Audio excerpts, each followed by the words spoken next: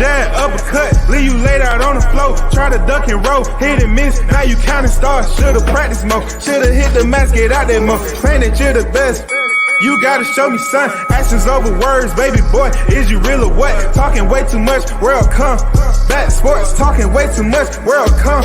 Back sports, talking way too much, world come. Back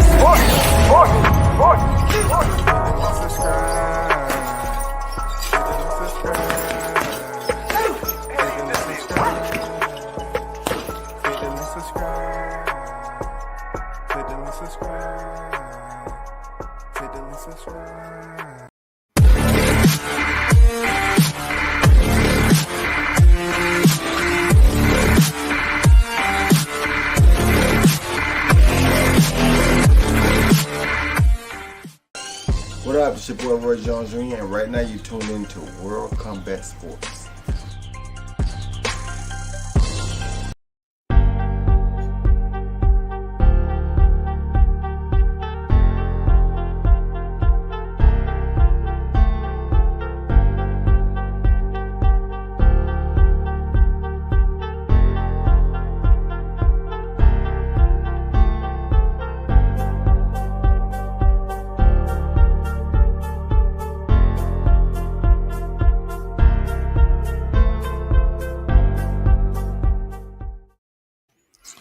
Yo, once again, you're tuned in to WCS Media. You know how it is. Back again with another one.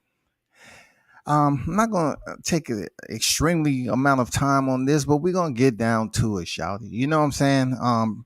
If you're in the building, hit the like button and everything. Share the content if you feel free. You feel like you really rock with the channel. And this is going to be about the legend himself, Roy Jones Jr. and everybody else. I'm just going to go through some snippets, since we just had the Hall of Fame induction. First of all, I want to acknowledge the inductees, and I put them in the description down there, but the classes of 2020, 2021, and 2022 were all inducted this June. And the reason why you had, 20 and 21 inducted this year was due to COVID, due to the pandemic and due to the restrictions that was in place at that time. I'm going to start with the 2020 class inductees.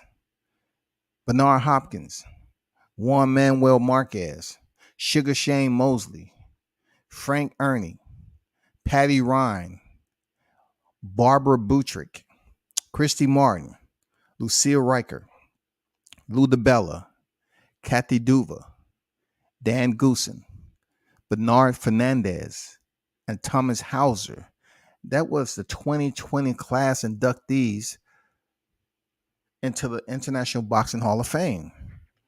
The 2021 inductees was Wladimir Klitschko, Floyd Mayweather Jr., Andre Ward, Laila Ali, Ann Wolfe, Marian Trimiar, Jackie Tonawanda, Davey Moore, Freddie Brown, Dr. Margaret Goodman, Jackie McCoy, George Kimball, Jay Larkin. Class of 2021, y'all. That was class of 2021 inductees. And to the current 2022 class inductees, Miguel Cotto, Roy Jones Jr., James Toney, Regina Halmich, Holly Holmes, Bill Kaplan, Ron Boards, Bob Yalen, Tod Morgan, and Chuck Hull. Those are all the people that was on deck, that was inducted to the, Hall of Fame ceremony. I want to give a big salute to all those, all those fighters that was able to make it to the hall. That's very, very prestigious, man. Dang. You make it to the Hall of Fame, the International Hall of Fame, the International Boxing Hall of Fame. That is the grand pinnacle of them all, man. Clap it up for those elite boxers, doctors. And you had some other, individuals that play significant roles in the sport of boxing. You see Kathy Duva and a lot of other people, Dr. Margaret Goodman, and so forth. But man, big shout out to them. You know what I'm saying? It's much appreciated. I did grow up seeing, you know, a lot of these fighters that was mentioned, see them fight. And it was an absolute pleasure, man. I learned a lot. You know what I'm saying? Seen some good fights. And, you know, we still remember Ann Wolf knocking out Donna Ward with that overhand right. Oh my God. Look, you still look back at that knockout.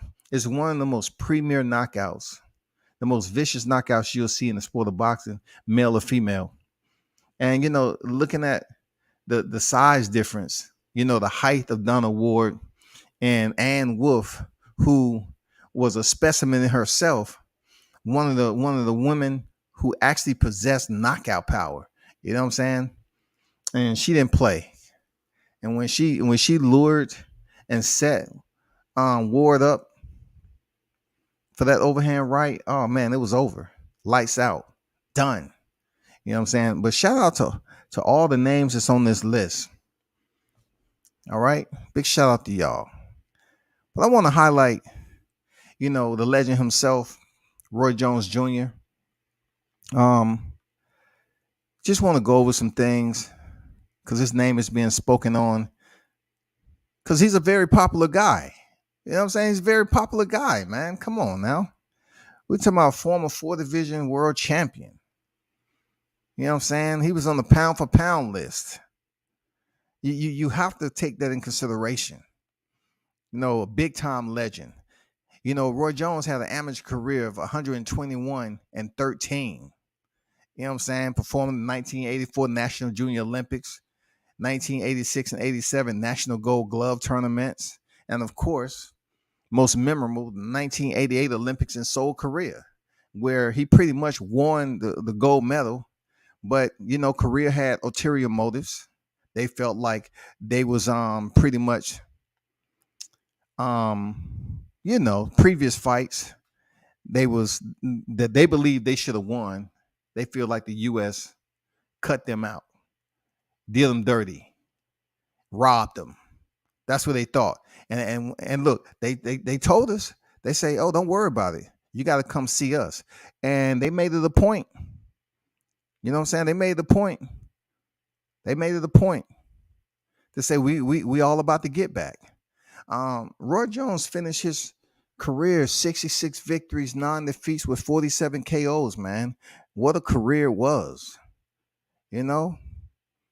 What a career it was.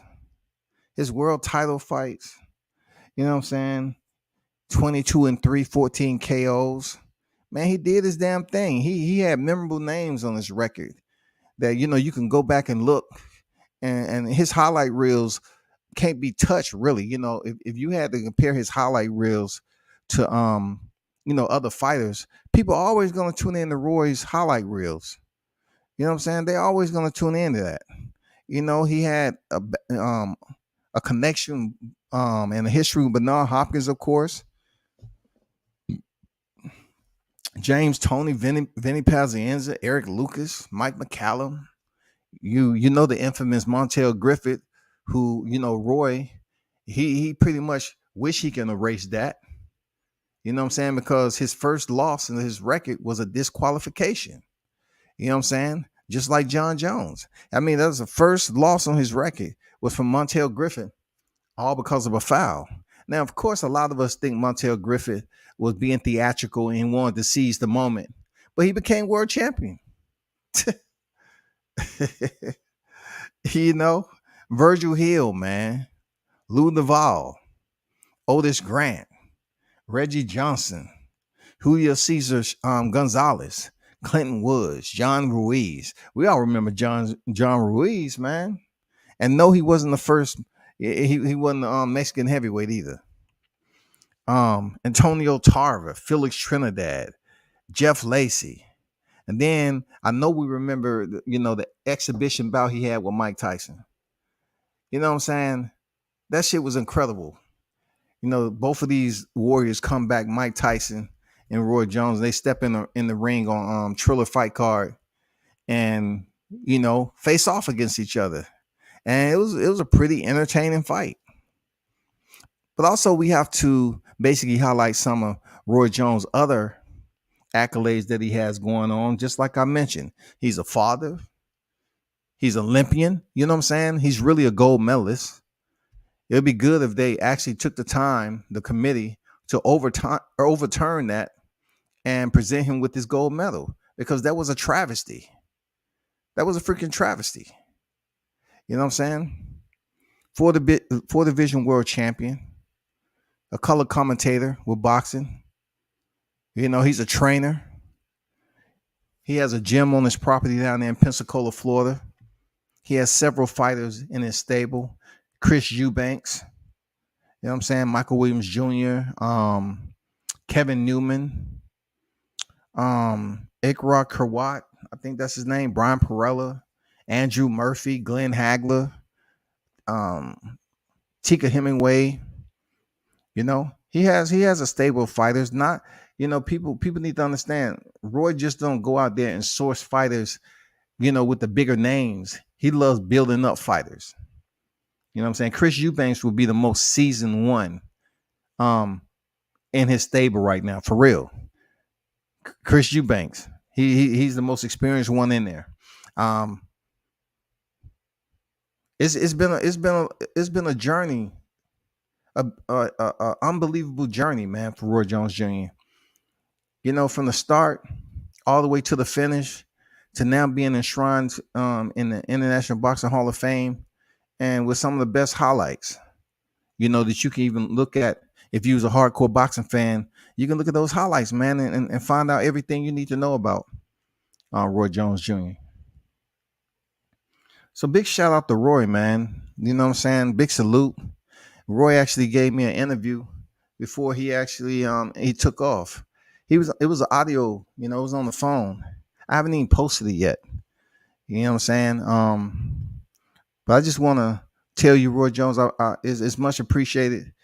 You know, me being able to have this experience while I'm still able to be competent enough to know who you are, and I'm not too old, and be able to appreciate, you know, having communication with a legend like yourself. And also, I definitely got to give a big shout out to Team Williams, because we had some great times. You know what I'm saying? We still have great times with Roy. Real talk. There's been some conversations off record that was very educational, and I'm going to get into that. Yes, I'm definitely going to get into that. But shout out to Team Williams Jr., Michael Williams Sr. You know, when I first had the opportunity to meet Roy, it was with the team. You know what I'm saying? It was with the team, with family, man. That was the first time I interviewed Roy, back in North Carolina, and he was at Michael Williams' fight. That's the first time I ever interviewed him. You know what I'm saying? But it's been a journey. Like I said, I've seen him several times all over. Man, I can't tell you how many places I've seen Roy. You know, I've been down to his place. It's been a wild ride. And to just think he's one of the legends of the professional sport of boxing, and you can't do nothing but respect him. So big salute. So let's get down to the business. So unfortunately for Roy, you know, his induction, everything on YouTube, not everybody's gonna like every fighter or whatever. But you know, you have this unnecessary resistance that's coming from Roy Jones Jr. that has nothing to do with anything. You know what I'm saying? It's just Roy could be relevant without this. He's that guy. You know what I'm saying? Roy could be relevant without all the back and forth and the animosity, all from one fighter. Roy's bigger than one fighter, y'all. Come on, man. You know that. Roy's much bigger than one fighter. I just need to put that out there. He's way bigger than one fighter. Let me see who's over here. Velocity on deck, Prime, Roy Jones still best I ever seen. Andrew on deck with it, Trap Media. Roy Jones needs to apologize for disrespecting Floyd. And how many people have Floyd disrespected? I'll wait. Roy better watch his mouth hating on TBE. we're gonna have the good and the bad when it comes to boxing media. You know what I'm saying? For you all to consider yourselves boxing fans and y'all want to, nitpick at verbiage. That man has so much going on in his life. You're talking about him having a gym over in Russia, him having an entire, group of fighters that he was training over there in Russia. You're talking about a man who's a Russian citizen. I know what the conflict is over there. I'm talking about before all this took off. Roy's been a Russian citizen for the longest of time. And y'all sitting here talking about what he better not do to somebody that's human and have also talked about people. Stop it, Trap. Stop it, bro. Stop the madness, man. I respect you dropping your comments, bro. But stop the madness coming in here. If you are a Floyd fan, I have nothing bad to say. That's who you support. But you obviously haven't had conversation. He don't give a fuck about what Floyd got to say. Y'all wasn't saying that shit when Mike Tyson acted like he was gonna punch him when they was at the WBC convention. Come on, man. Don't let me start reflecting now. Don't let me start reflecting. It's too much info out there. Especially the info I got cataloged in the mid part of my brain housing group. You know what I'm saying? Don't let me start archiving shit. Don't make it about Roy and everybody else and he's saying this, that, and the other. I mean, it's been plenty of boxers say something about the other. It was one point in time him and Antonio Tarver didn't like each other, but now they doing a podcast together. Come on, man. This man can walk in a building and still people act like he's still boxing. Oh, can I get a picture of Roy? Can I get a picture of Roy? I seen it. Bro. One fighter, two fighters, three fighters. You can have a dozen fighters. It doesn't determine or define who he is as a fighter. So he's going to say what he say because he's been there, done that. Listen, if you had Scotty, right, and I went through the career, I was able to have the career of any one of these fighters out here, and I made it to the Hall of Fame. I'm considered one of the best to ever do it, before the Hall of Fame. You think I care about, me making a comment about somebody who did just what I did? As if these boxers all got along? No, they never all got along. Humanistically, that doesn't even seem normal. That's just like saying you're going through life and you never think a negative thought. We always think negative thoughts. There's somebody in our life that we disliked. We know the combat sports, these fighters are getting hit in the head, right? So of course you're going to have, this disdain for people, a dislike. It just comes to a point if it's non-physical energy or it's physical energy, y'all. Real talk. Come on, man. Y'all more grown than that. Let me get to something that stands out to me. That's a part of my catalog, and I want to bring it up because when the situation came out about Spence, people tend to try to lock in and tie down Roy Jones Jr. to Errol Spence. They're not grabbing Timothy Bradley.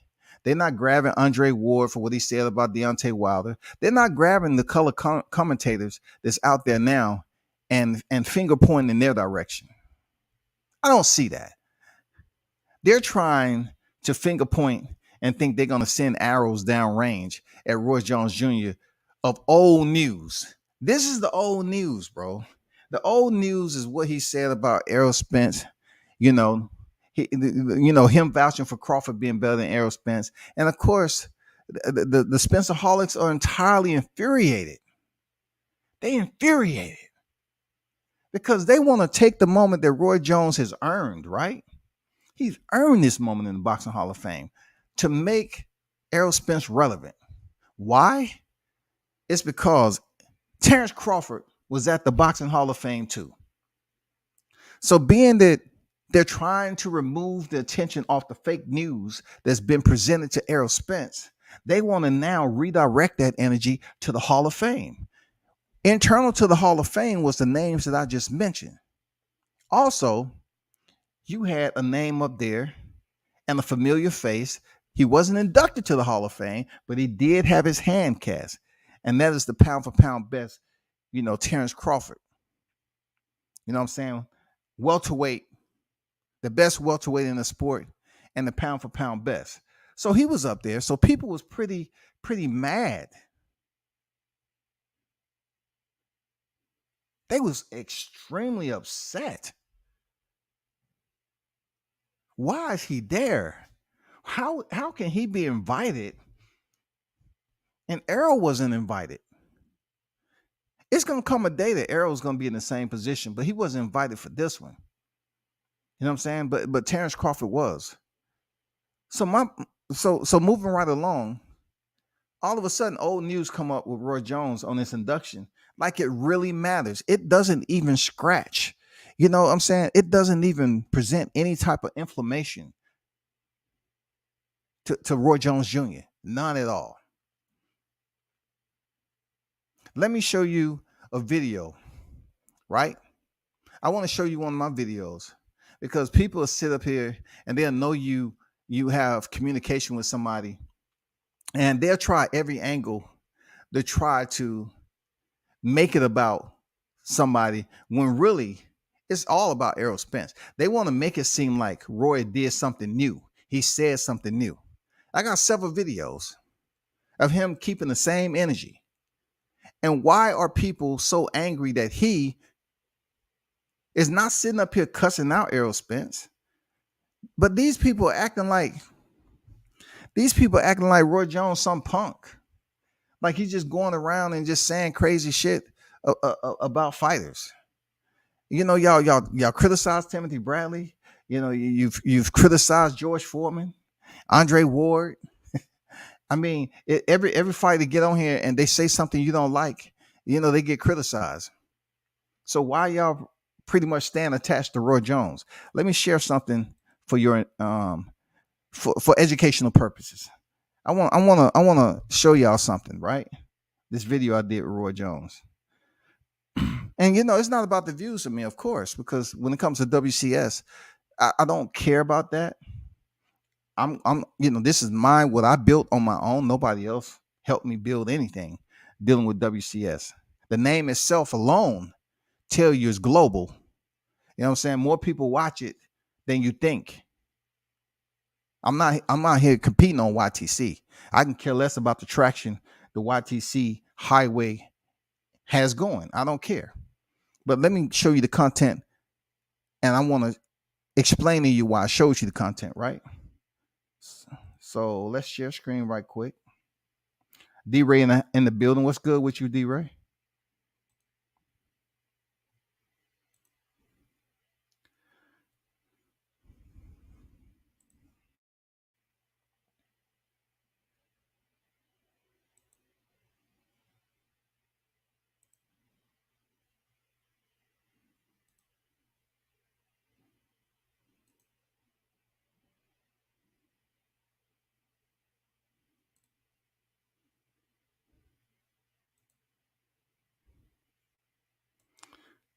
So I can't get flagged on my own shit. This is during the time where Roy Jones was receiving backlash for what he said about Errol Spence. He just felt like Errol Spence hadn't fought nobody at the time. And still, just like they're bringing up Gamboa, they want to bring up old stuff. Roy has mentioned prior to him stepping in there with Sean Porter, he just wanted to see him fight somebody, which was reasonable. It was a reasonable, constructive criticism. It was non-biased, constructive criticism. This was before the accident. Sean Porter was before the accident. You know what I'm saying? And we all know, we'll get to that. We all know what I said on the other live. We'll get to that. But pay attention to what he said, man. All right, this is my video. And first of all, I want to show you 126,584 views. This was October 7, 2019, people. I want to give you some history. This was October 7, 2019 when I posted this shit. It has over 100,000 views. I don't care what people say about what views get this. I got a catalog, period. Not only that, It has 1,332 comments. Those of you who are commenting and complaining about what Roy Jones said, I didn't see you on this video at all. I don't see nothing. You know how they say they have that TikTok to my, oh, you don't share my content. You don't support my content. This is a perfect example. They will talk about something. They know it's receipts out here, right? But if you go down 1,332 comments on WCS Media, I don't get no traction on it. But I have a catalog though, and I always stroll through and see who's commenting this and that. You will see I only probably commented in here once or twice. I let everybody get it off. I wasn't going to be an enforcer. It's some people out here that had, backlash to say to Roy. But some of the main channels that's on YouTube, I don't see you in here. Because I know he's seen this video. Roy Jones seen this video. And if you had anything to say, all you had to do is just like, okay, post it in here. But nothing. You don't see their true names in here, like the name of their channel. You don't see them, but they up here complaining. Let's get to the video. All right, let's get to the video. I just wanted to put that over there. Over 126,000 views, and this was back in 19. Check out what Roy had to say. Sean Porter, I didn't really get to see the whole fight, but I told people that Sean Porter was, and I'm glad you didn't tell me to get this for me because when I told the guy before the fight, I said, Sean Porter, I didn't say no fault nobody like that. I mean, what I meant when I said no fault, not Sean Porter. It was supposed to have fault about it because he had to follow Cotto to Terrence Crawford. I got on that level like that. And once he did fight on that level, the one came up, I saw for the round of the other one came 2 weight passes up. There were two guys on the rest of the day, and they both had issues with the fight. So did he say something wrong? Did he say something? Did Roy Jones say anything wrong? What I mean by that, he's saying Kell Brook came off an eye injury. It doesn't matter if the eye injury was on the right side. It was a part of his physical anatomy. Did he say anything wrong? No, he did not. It's the truth. I mentioned it myself. Then he talked about Mikey Garcia moving up. Mikey Garcia was Errol Spence's first, where they started to gauge, so-called going to the big stadium and everything. And Mikey Garcia, after Mikey Garcia fight, Errol Spence stepped out of his comfort zone and fought where? He fought Sean Porter in Cali on the West Coast, right? Okay, let's keep going. I think they be good to no, but we fought Sean Porter. Now I can assess it when I see it and tell you how good I think it do, because now you're going to real fighter that you can say, hey, now see what you can do. So I was so glad that he fought, because now it gives us a better understanding of who Errol Spence really is. That's all I see. I didn't say he can't beat Crawford. I didn't say he don't fought about it. I said he ain't fought nobody that we can use as a walker. That's how well we think we do with Terrence Crawford. Now you fighting Sean Porter. That's going to give us an idea. Now when you go look at the fight, you get the idea. I ain't seen the whole fight yet. When you know the fight, now I can assess it, because you fought a real fighter that was not good on injury. A lot of people say he shot. Sean Porter never shot. Like you got on the he never shot. Sean Porter will bring you Sean Porter every time you got in the ring. So you never shot. So when they were saying that, I'm like, no. Did you hear what he said? They were saying that Sean Porter was shot. Sean, coming up with all these excuses for Sean Porter. But yet, when we have these debates on YouTube, people's judgment are clouded because they really cannot sit up here and regurgitate or have their recall memory to think about everything. It's a lot of conversation that goes on at these fights, and it's a lot of conversations we're not privy to with these boxers. I'm pretty sure Roy Jones have had conversation with other people and so forth and so on. I mean, he's a big deal. So he's had other conversation with other media outlets and segues, and they've had conversations. I'm not the only one. I'm not the only one that talked about this. He said he didn't even watch the whole fight. You know what I'm saying? At this time, he didn't watch the whole fight. But I keep hearing that, oh my God, I wish he would just give Errol Spence his credit, please. Please, sire. Oh, please, somebody send Roy a message. Find the horse. He's down in Pensacola. Somebody ride in, get the torches, and have him apologize. But Errol's a really good fighter too. So I do. What'd he say? He said Errol is a really good fighter. That's a compliment, right? Because it's two good fighters. Now the guy turned around and said, "Roy said you ain't talking about Roy said, come on, yeah, they wouldn't make the big deal about what you said. Really that stupid. I mean, I didn't say he talked about it. He talked about it with you as a mark to show how can you come because Did you hear him say, "Oh, you that stupid"? He said you haven't fought nobody that we can measure with Terrence Crawford, measure against Terrence Crawford. And yes, there's a measuring stick with Terrence Crawford. You might not want to say so, but I'm pretty sure the top fighters that they always use this back and forth recall memory, right? Everybody on Terrence Crawford record, Errol Spence can beat too. Well, God damn it, everybody on Errol Spence record, Terrence Crawford can beat too. It's that simple. The one guy, Michael came from lightweight. That's two weight classes up, man. He wasn't to beat Lomachenko was the best lightweight. Yeah. So you ain't the best lightweight in the division. Number one. Ooh. Did you hear what he said? That's why they mad. He's dropping facts. Roy said, for real, Lomachenko was the best lightweight. So Errol didn't fight the best lightweight. Lomachenko was the best lightweight.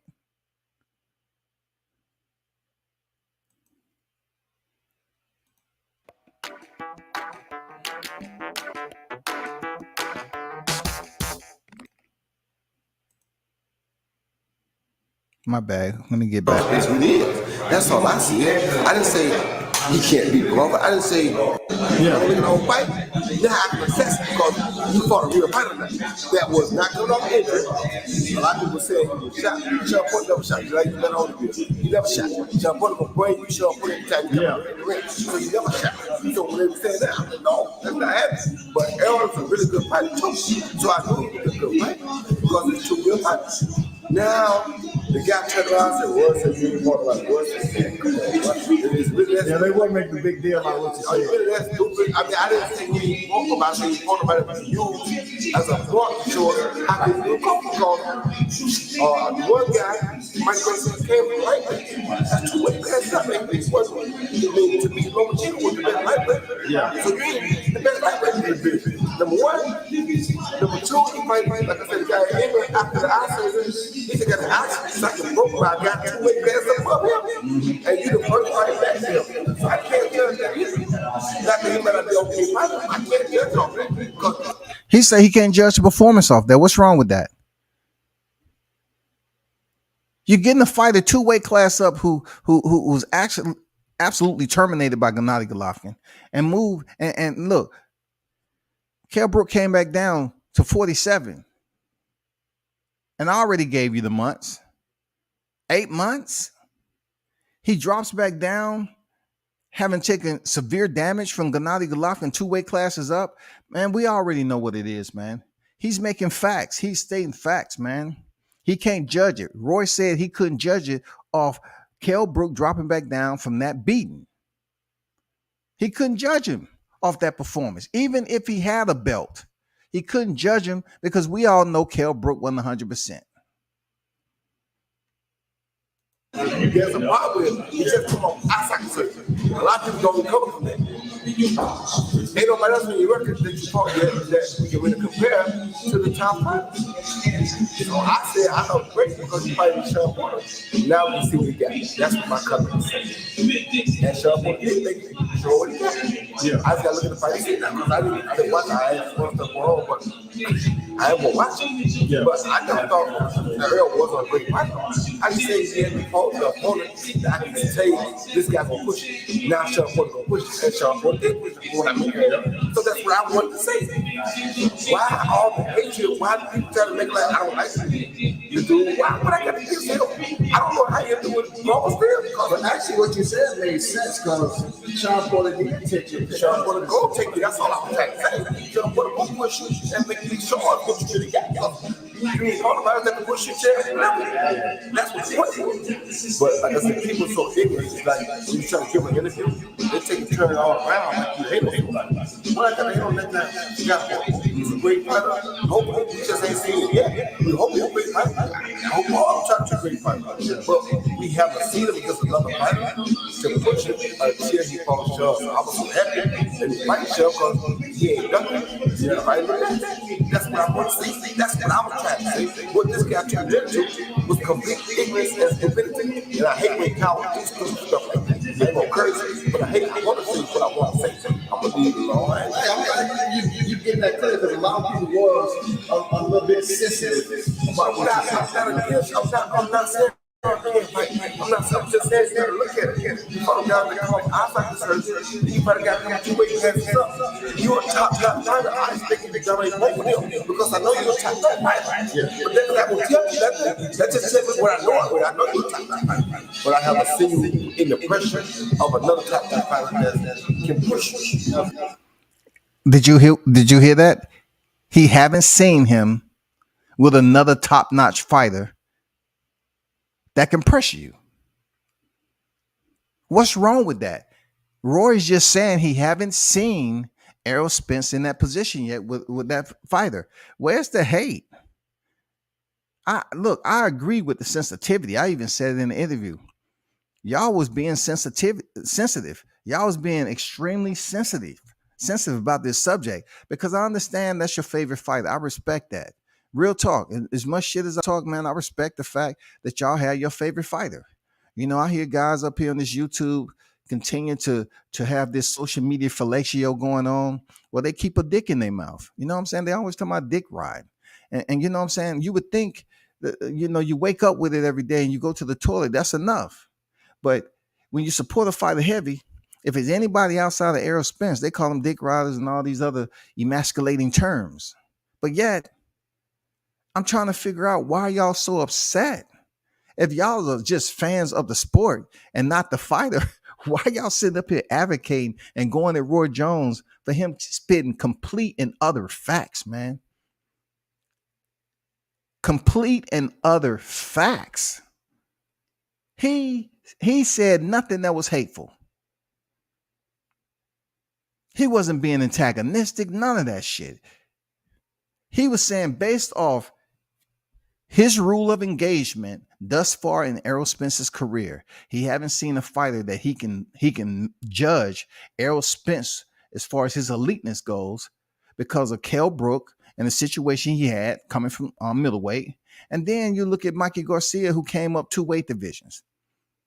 Y'all stop being petty because you know damn well that is absolutely truth to those 2 fighters. It don't matter if Kell Brook had a belt or not. It doesn't matter. He still took extreme amount of damage, and Mikey Garcia moved up. He was from 35, and then when Roy said, you know, he wasn't even the best lightweight down there. I mean, I bet that rubbed a lot of people like Poison Ivy too. He was extremely upset and agitated, man. He said, I don't hate the guy. He says someday he's going to be great. I'm just trying to say I haven't seen him fight anybody that I can measure the next guy that's in his division, in the welterweight division, and both of them are on the pound for pound list. They hold residence. They're neighbors. I haven't seen him fight anybody that can measure the Crawford, and that held out to be true. You know why that's true? You know why that's true? Because he's beat Kell Brook and Sean Porter.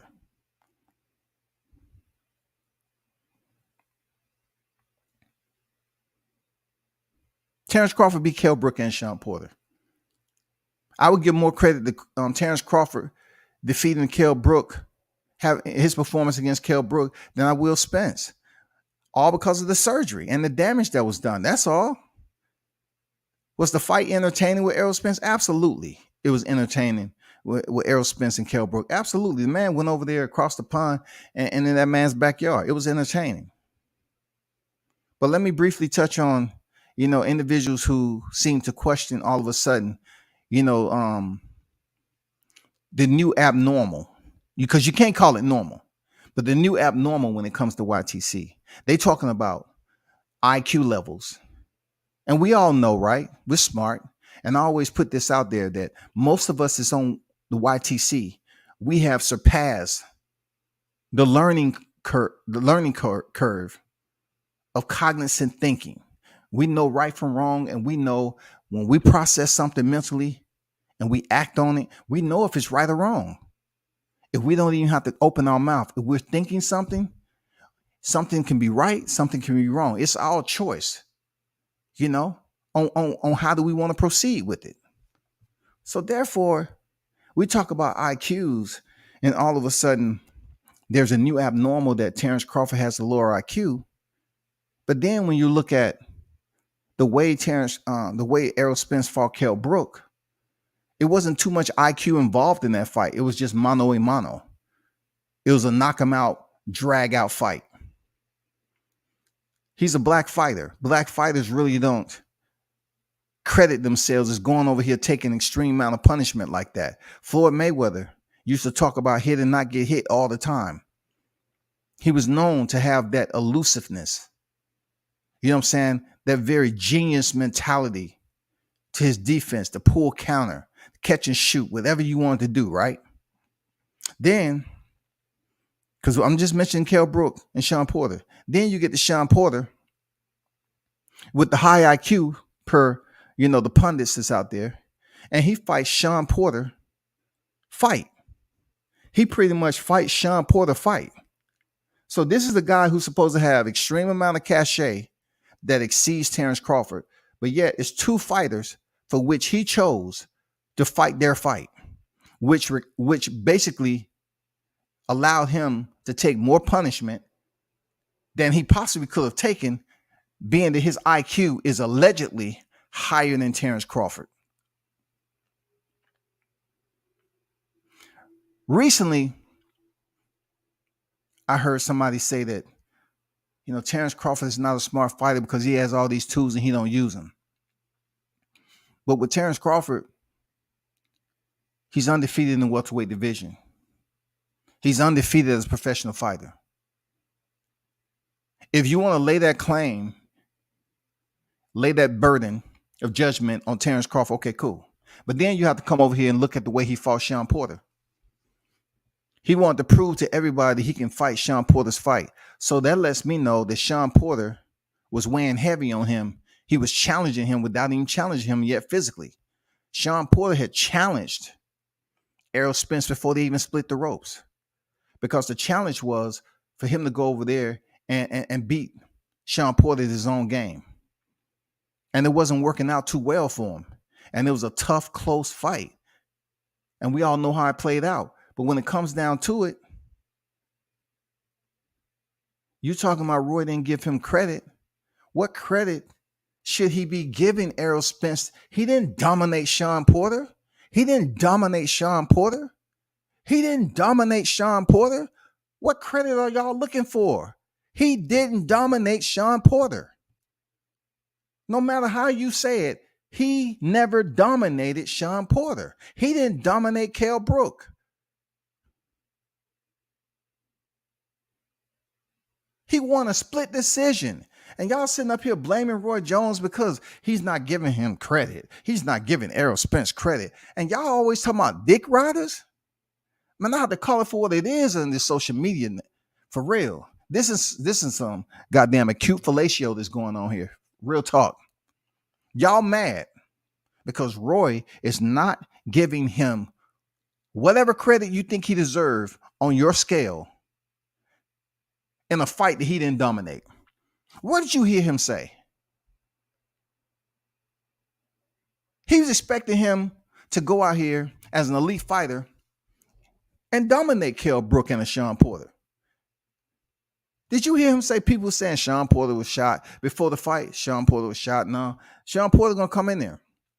Sean Porter gonna, always come in shape. He's gonna give you what he give you. He wasn't shot. He had just came off, beating Danny Garcia for the vacant WBC title. How can he be shot?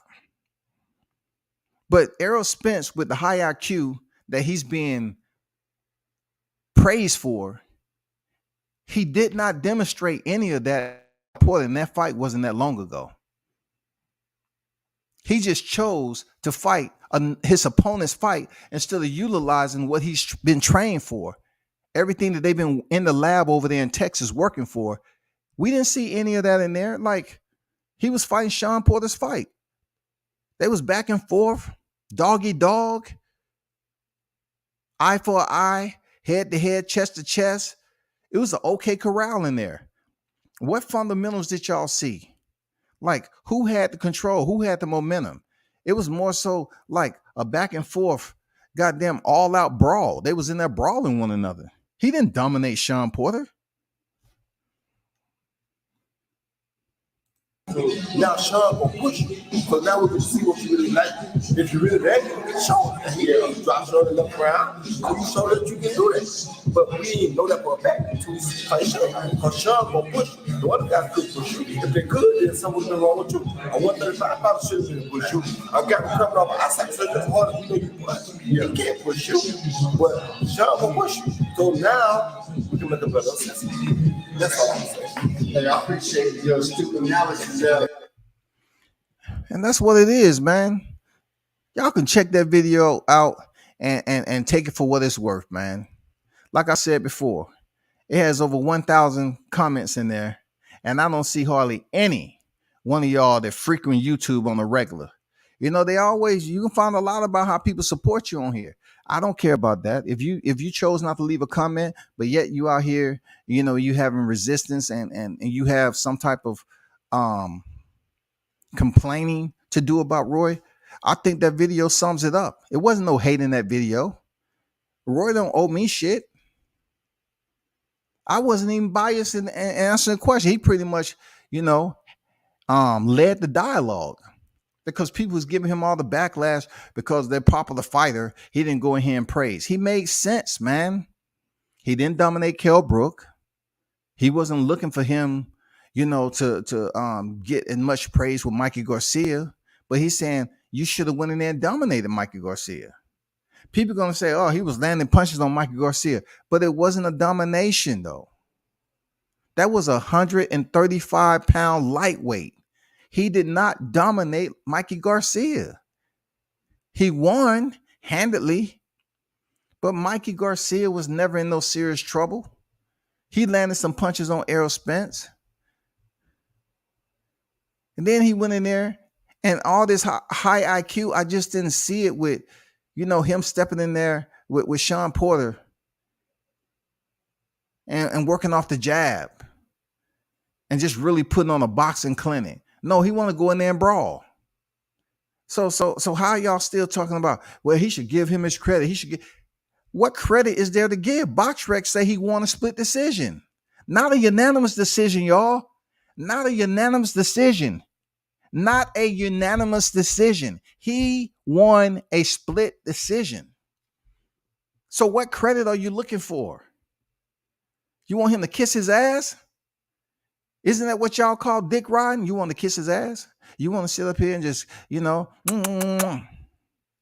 kiss his ass and give him all the freaking, warm, icing on top and everything? What more do you want? Because if I ask you to give Crawford that kind of accolade, for what? He don't deserve that. Crawford ain't fought nobody. Everybody on Crawford's record, Spence can beat too. Blah, blah, blah. Well, guess what? That's old news. This is absolutely pathetic. Now it's all about bringing up old shit that Roy didn't give him credit for Errol Spence. What credit are you looking for? And then every time it's almost like every time Errol Spence fight, people want to look for Roy to say something. If someone gets the mic and asks Roy a question, are you going to be petty every time and say, oh, we didn't like what he said? It don't matter if he praises Spence or not. Y'all going to look at it like, oh man, that ain't real. Because look, they're going to retread right back to what he said before the accident, right? Now they mad on what he's saying because of the accident. I'm like, holy fuck. You was talking about shit he said before the accident. And now people are mad about stuff he said because of the accident. Which anybody who's did an extreme sport, I can speak about this because I've seen people's lives taken. I myself has been in an accident. I used to, I'm definitely adrenaline junkie in certain aspects of me running bikes. But a lot of y'all can't relate to that. A lot of y'all can't relate to a high speed crash. So you're looking at Errol Spence, the fighter, but you're not looking at Errol Spence, who was ejected out the vehicle. That was a horrific car accident, man. At least I could say I had on leathers and a helmet. It's been people that have high speed accidents on motorcycles with a helmet and full leathers of half leathers, and they still lose their life. It's been cats that get paralyzed. It's been cats that lose their memory from the impact. So you're not willing and able to pretty much measure how significant it would be if he ejected out of a vehicle at high speeds. An accident that is caught. Look, an accident that was caught on video. This accident was caught on video. Horrific. To this day, I'm happy Errol Spence survived that because he got family. I don't give a damn what people try to make it out to be to my, somebody hate him. And then like, that's no hate in my heart, man. There's no hate in my heart for him, for real. I don't even know him to hate him. Just because some I disagree with in boxing, why would I sit up here and put forth energies on hate of that man? He has a family. I've lost a child in my life. I had to go bury my son. No one has never heard me say some personal shit about Spence. No one. I never said no personal shit. I never sit up here and clowned and said, I wish. I never said that about him. I never put that out there. Never. I never even thought that in the privacy of my own home. Have I mentioned it that he's not the same after the accident? Yeah, because I look at it from what I experienced with protective gear, PPV. Not PPV, PPE. Helmet, gloves, leathers. And being involved in high speed, accidents. Seeing others involved in high speed where they lost their life with full-blown PPE on. Personal protective equipment. Dead. With the helmet still on. Dead. So you take the helmet off and it's bone to pavement. Pavement is undefeated. Pavement is undefeated. It damaged you. Soft tissue damage can go bad over a period of time. And I'm not getting into it, because people are going to say, man, how do you know? You ain't a doctor and all that. You're right. I'm not. But when you witness certain things, you totally understand how the process work. You know what I'm saying? With certain motor vehicle accidents, you can pretty much imagine off what I've seen and looking at that video. That I'm just curious to know if internally, because don't come at me. Y'all don't come at me without listening to the other people who say, oh, he's had a fight. That don't mean shit. It don't mean shit if he fought Danny Garcia. It don't mean shit if he fought freaking Yordenis Uga. That doesn't mean he doesn't have something wrong with him. What are we looking at? You have football players who are going through CTE shit, taking their own lives and goddamn having to leave the sport, going through troubles, having stuff going on during their private time that they never let out to the public. Why? Because they definitely want to get cleared for medicals and they want to continue to make a living. Can a lot of these fighters retire right now? Just stop everything and still live that lifestyle? I don't know. I don't pocket watch. I'm just saying, they're living a lavish lifestyle. They're making this. Can they stop working today? Can they just hang up the gloves and say, I'm done? Do we truly know the medical record from that accident? Do we know with all the dang examination that there's no soft tissue damage or anything that's going on? How can you say somebody's 100% just because they're going in there and fighting? We know he's not 100%. We can tell the way he's talking, and we can tell the way he just acts as a person. It's cool to see him out with his family, man. Especially when you're earning $20,000 just from showing up to the fight and having another goofy ass fighter bet you the dumbest bet ever. All your travel, your food, everything was paid for that night. I'm serious, man. Let me get back to the live chat, man.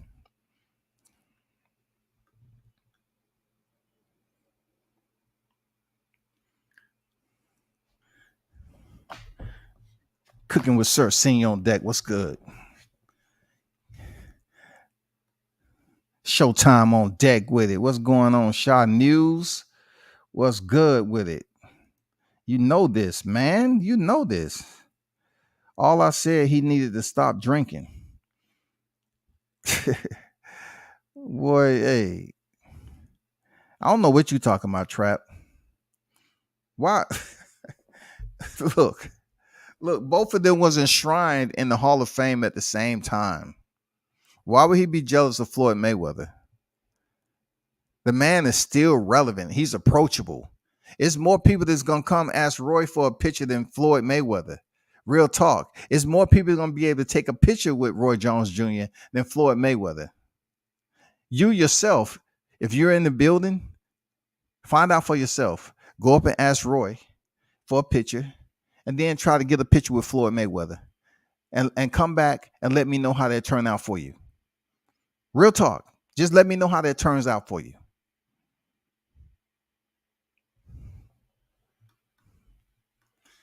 Y'all over here just wilding out because you don't want to accept certain things. How much credibility does a person have to have if they actually competed in the sport at the highest level? You know what I'm saying? Achieve those accolades. I'm talking about a decorated Olympian, turned professional, one of the best to ever do it, a legend of the sport. And you act like he cannot voice his opinion on a fighter that's still active in boxing? Man, y'all really need to assess how stupid that is, man. Just because it's your favorite fighter, I get it. But you acting like Roy Jones Jr. What do you think B-Hop? Have y'all ever had a conversation with B-Hop? That is a person that will tell you straight up, straight out, man. He do not care. B-Hop is very, very professor-like when he's talking about, when he's explaining about people. His delivery, his knowledge, everything. He gives you that educated response like he's a college professor. And everything he says with a straight face, it's not going to be what you like. And then he says a lot that you're gonna have to respect because he, once again, he fought at the highest level. But man, come on already, man. You know, you're in the chat talking about what Roy better do. You obviously don't know. Come on, man. Y'all obviously don't know. I just don't get it. For real. I don't know what fabric, man. I don't know what fabric that exists today, man, on social media where cats can talk so much about somebody else, but yet when criticism is redirected to your favorite fighter, you almost act like it's criminal. How the fuck is it criminal? You got freedom of speech like everybody else. We're covering a brash sport. A lot of the comments are acerbic. You know what I'm saying? They leave a bad taste in your mouth, man. What the fuck are we talking about? Like, Roy won't give Errol. He gave him credit. If Errol had an accident between his win of Sean Porter, after that he had the accident, and then he returned to face Danny Garcia. When does it come to a stop, y'all? When are we gonna stop the madness? Because we have to have a stopping point in order for people to respect the YouTube media for not just being a circus. We have to have a stopping point. If you're gonna sit up here and continue to talk about the has been, instead of talking about what is active and current, how do we move forward in making the fight, and talking about the fight as if it's going to happen? When are we going to move forward with it? How do we progress? How do we come up with new, refreshing information? If we keep on talking about the history and it's so far removed. When I hear people talking about Gamboa, and you see where, Gamboa made Crawford wobble a little bit, right? But yet he dropped Gamboa a total of 4 times. So Gamboa has one significant moment in the fight, but yet Crawford was able to pretty much break Gamboa down and stop him.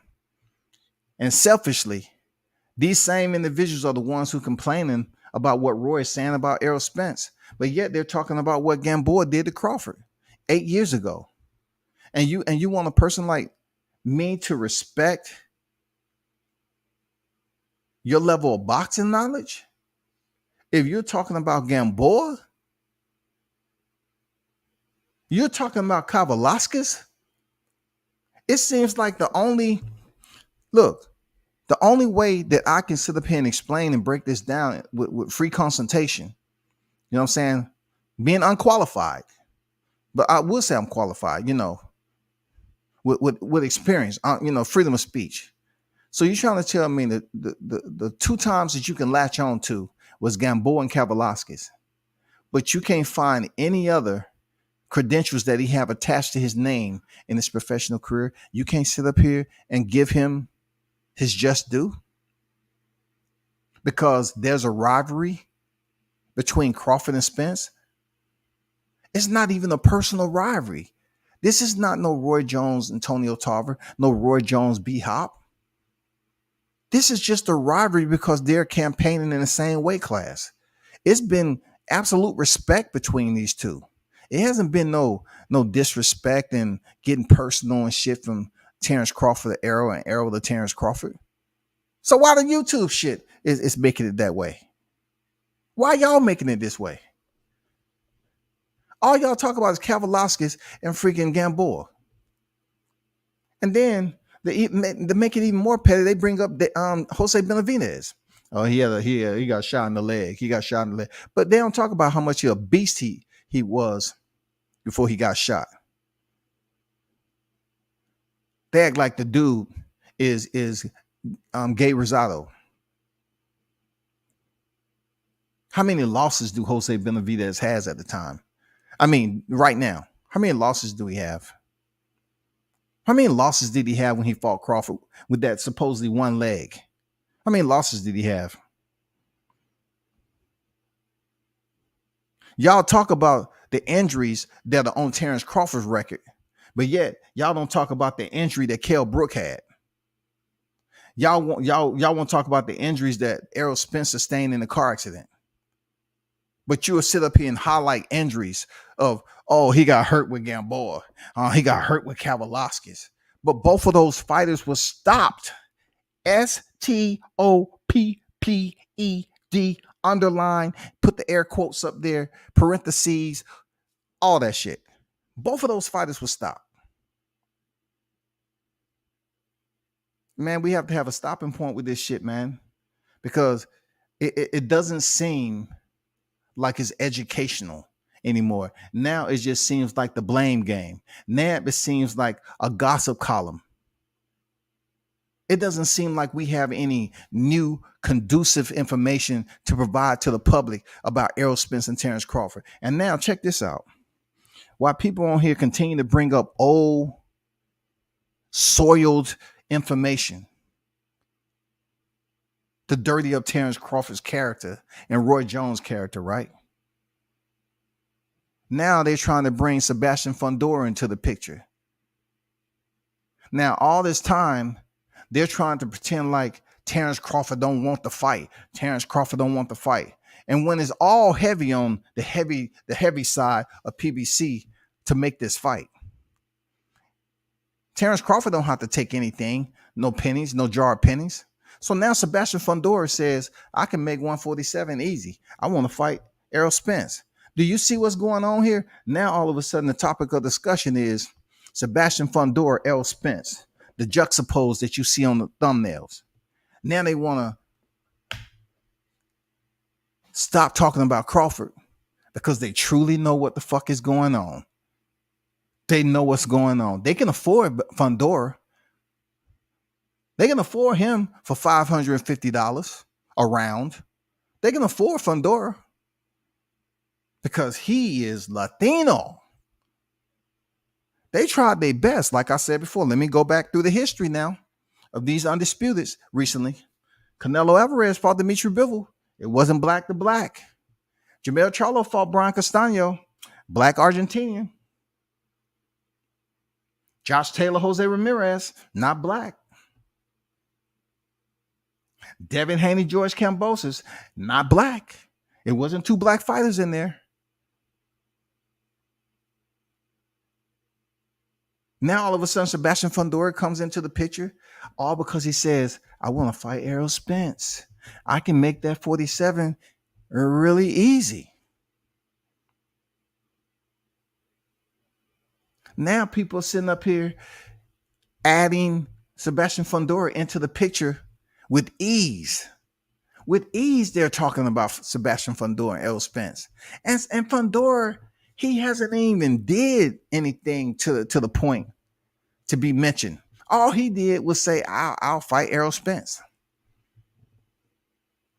And what's wild, when Terrence Crawford said that he'll fight a bigger a bigger fighter in Jermell Charlo, people criticized it. Man, he don't need to do that shit, man. Terrence Crawford need to sit his ass down. He need to stop all this buffoonery, dog. He don't know what the fuck going on. Now Fundora, goddamn, says he want to drop down and weight bully. No, hold up now. Now, hold up. You got a 54-pounder, 154-pounder, a super welterweight, saying that he want to fight Errol Spence. Ain't nobody saying shit about weight. Nobody's saying a motherfucking thing about Sebastian Fundora wanting to drop down to a lower weight class and fight Spence. Ain't nobody saying shit.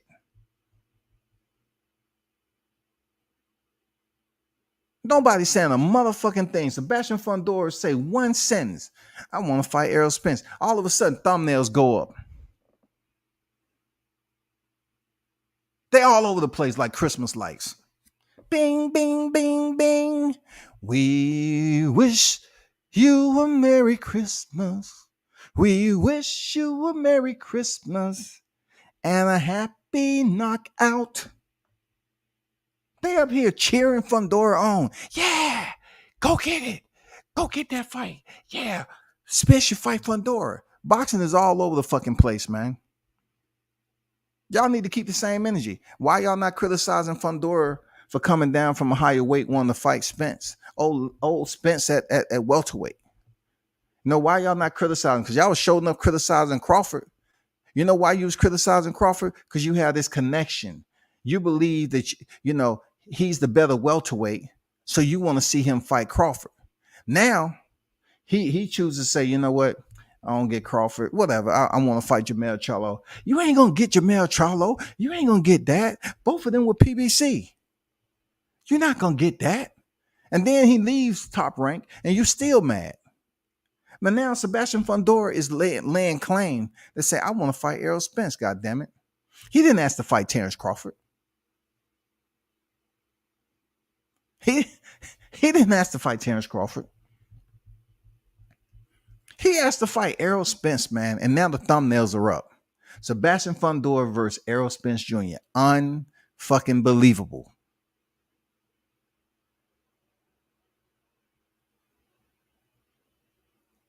This boxing shit, man, it's just like a schizophrenic.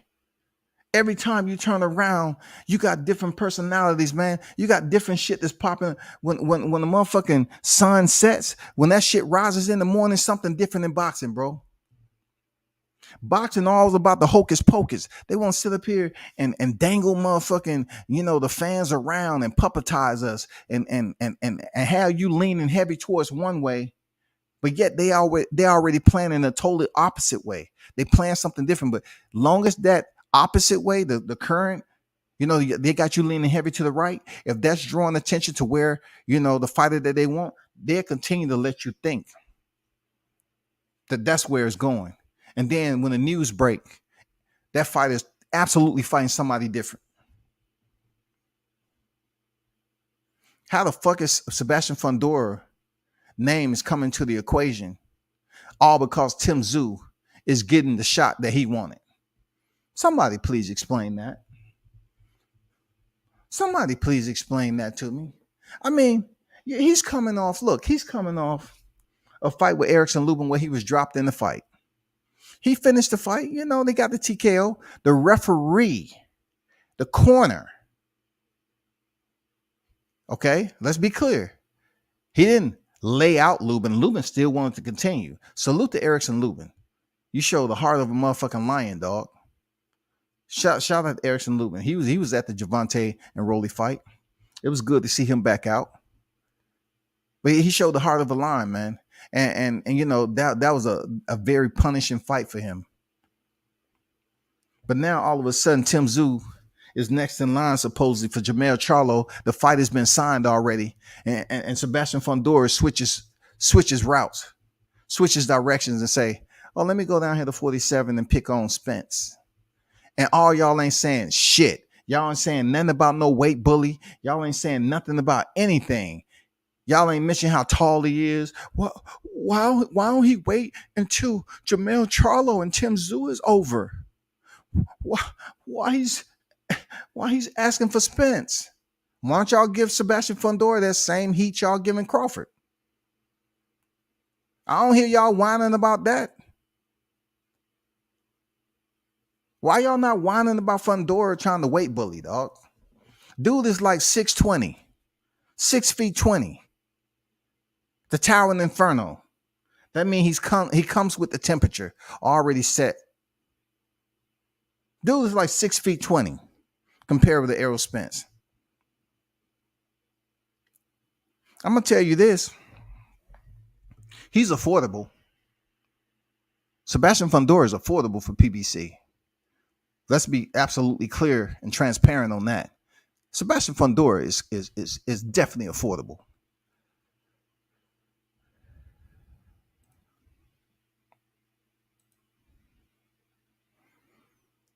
Showtime said you can't say anything about EJ. They get in their feelings. Absolutely. D-Ray on deck. Shout out to Monica the Queen on deck. Good to see you again. Appreciate you pulling up, Queen.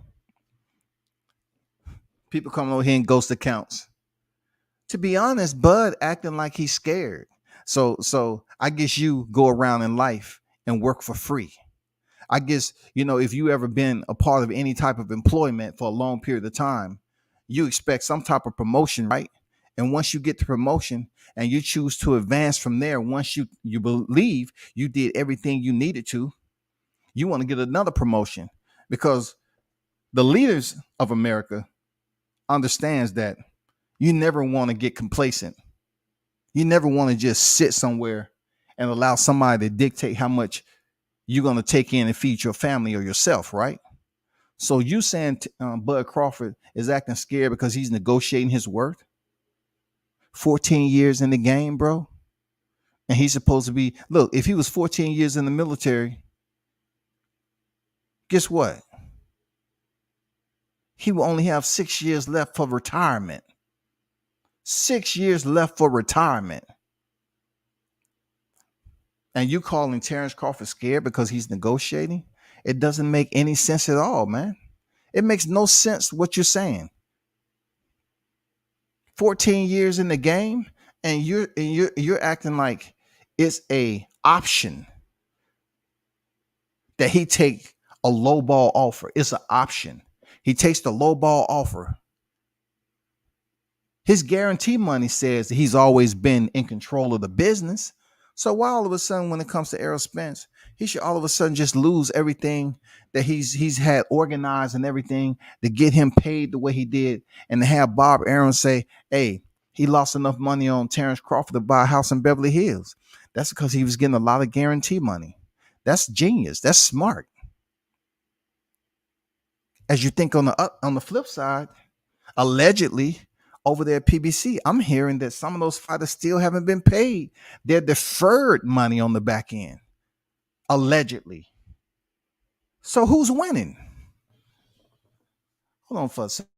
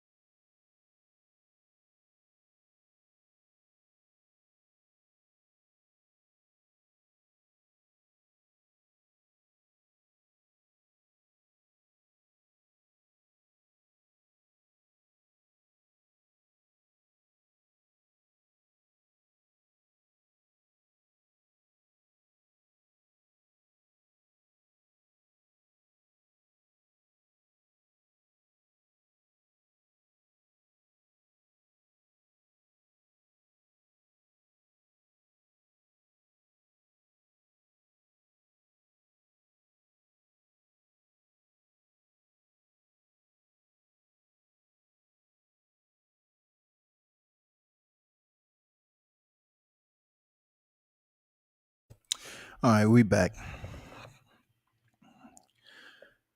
Get some hydration.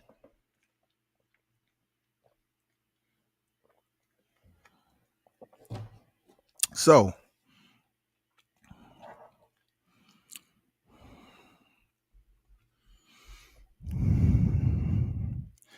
like a challenger sometime.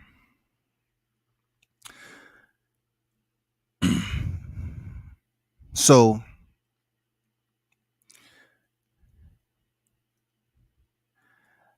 I don't know how to process what you're talking about, D-Ray. Like, who should act like a challenger? Are you talking about what Jermell Charlo said? Act like a challenger, take less money, shut up, and just lace your gloves and box type of shit? Like, for anybody at this point in their career, right? I don't even believe Jermell Charlo would be the challenger if he felt that he wasn't a challenger. I don't believe Jermell Charlo will come in here and take less money to appease any fighter with what he believes he's achieved. He is the current reigning defending super welterweight, undisputed. He's proven 2-0 in rematches. Is he going to take less money now that he's achieved undisputed in a single division?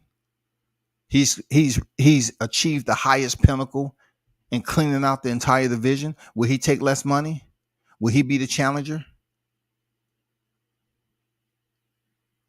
I'm just saying, will he take heed to his own words at his age? Will he take heed to his own words? That's all I'm trying to say. Will he himself take heed to his own words? Does he believe in self-accountability? Or is it just good for him to project that on Terrence Crawford, another grown-ass man that has competed in the sport, became three-way champion, formerly undisputed, sits a pound for pound list. Because Jermell Charlo just came on the pound for pound list. Terrence Crawford been camping out on there for a while now. So to tell Crawford, to take less money, be a challenger, and all these subservient type moves and direction, is that what we're supposed to respect, especially as black people? I don't think so, partner. I don't think we even operate. Look, if I was, to sit up here and tell somebody who's progressing, if I was to tell Showtime, right, I see him progressing out here. He's putting in all the hard work. What if I was to tell him, hey man, I see you, you working the camera aspect of your media game right now, and you're taking pictures. But check this out. You're putting too much pictures out there. You're just doing too much. Your watermark is everywhere. Stop it. You're doing too much. Just focus on the basics. Just go, take out your phone, do the interviews. That's all, man. You just do less, man. Just do less. Don't take the pictures. Don't do all that and put your own content out there for your own thumbnails. Don't do none of that, man. Us as black people, will we sit up here and accept that? Like, you have to be awfully dumb to believe that I can tell another black person, you need to start doing less, and what they're doing currently, they're able to make a living off of. They're able to be successful. It don't matter what level of success they're able to achieve. They're successful at what they're doing right here, right now. And I'm coming to tell them, why don't you take less money? Don't go for that promotion. Stay where you at. But I'm at the cap. I'm maxed out. Just stay there for another 2 years. But if I put in and apply for this next position, it's going to increase my salary. It allows me to basically make more money. And then also it puts me on a whole nother level for the next position I want to apply for in a couple of years. Now, you don't need to do that. Sometimes it's not how far you go. It's what you do to get there. The time it takes. Everybody just can't get there because they feel they qualified. I know you feel you qualified, but sometimes just because you qualified, that doesn't mean you should go out here and overdo it. You're doing too much. Don't be an overachiever. Just let the achievement come to you. Sit there, be complacent, and let the achievement come to your lap, and then you'll appreciate it more. Get the fuck out of here. That's not the way the shit works, bro. Especially for black people, my people. No.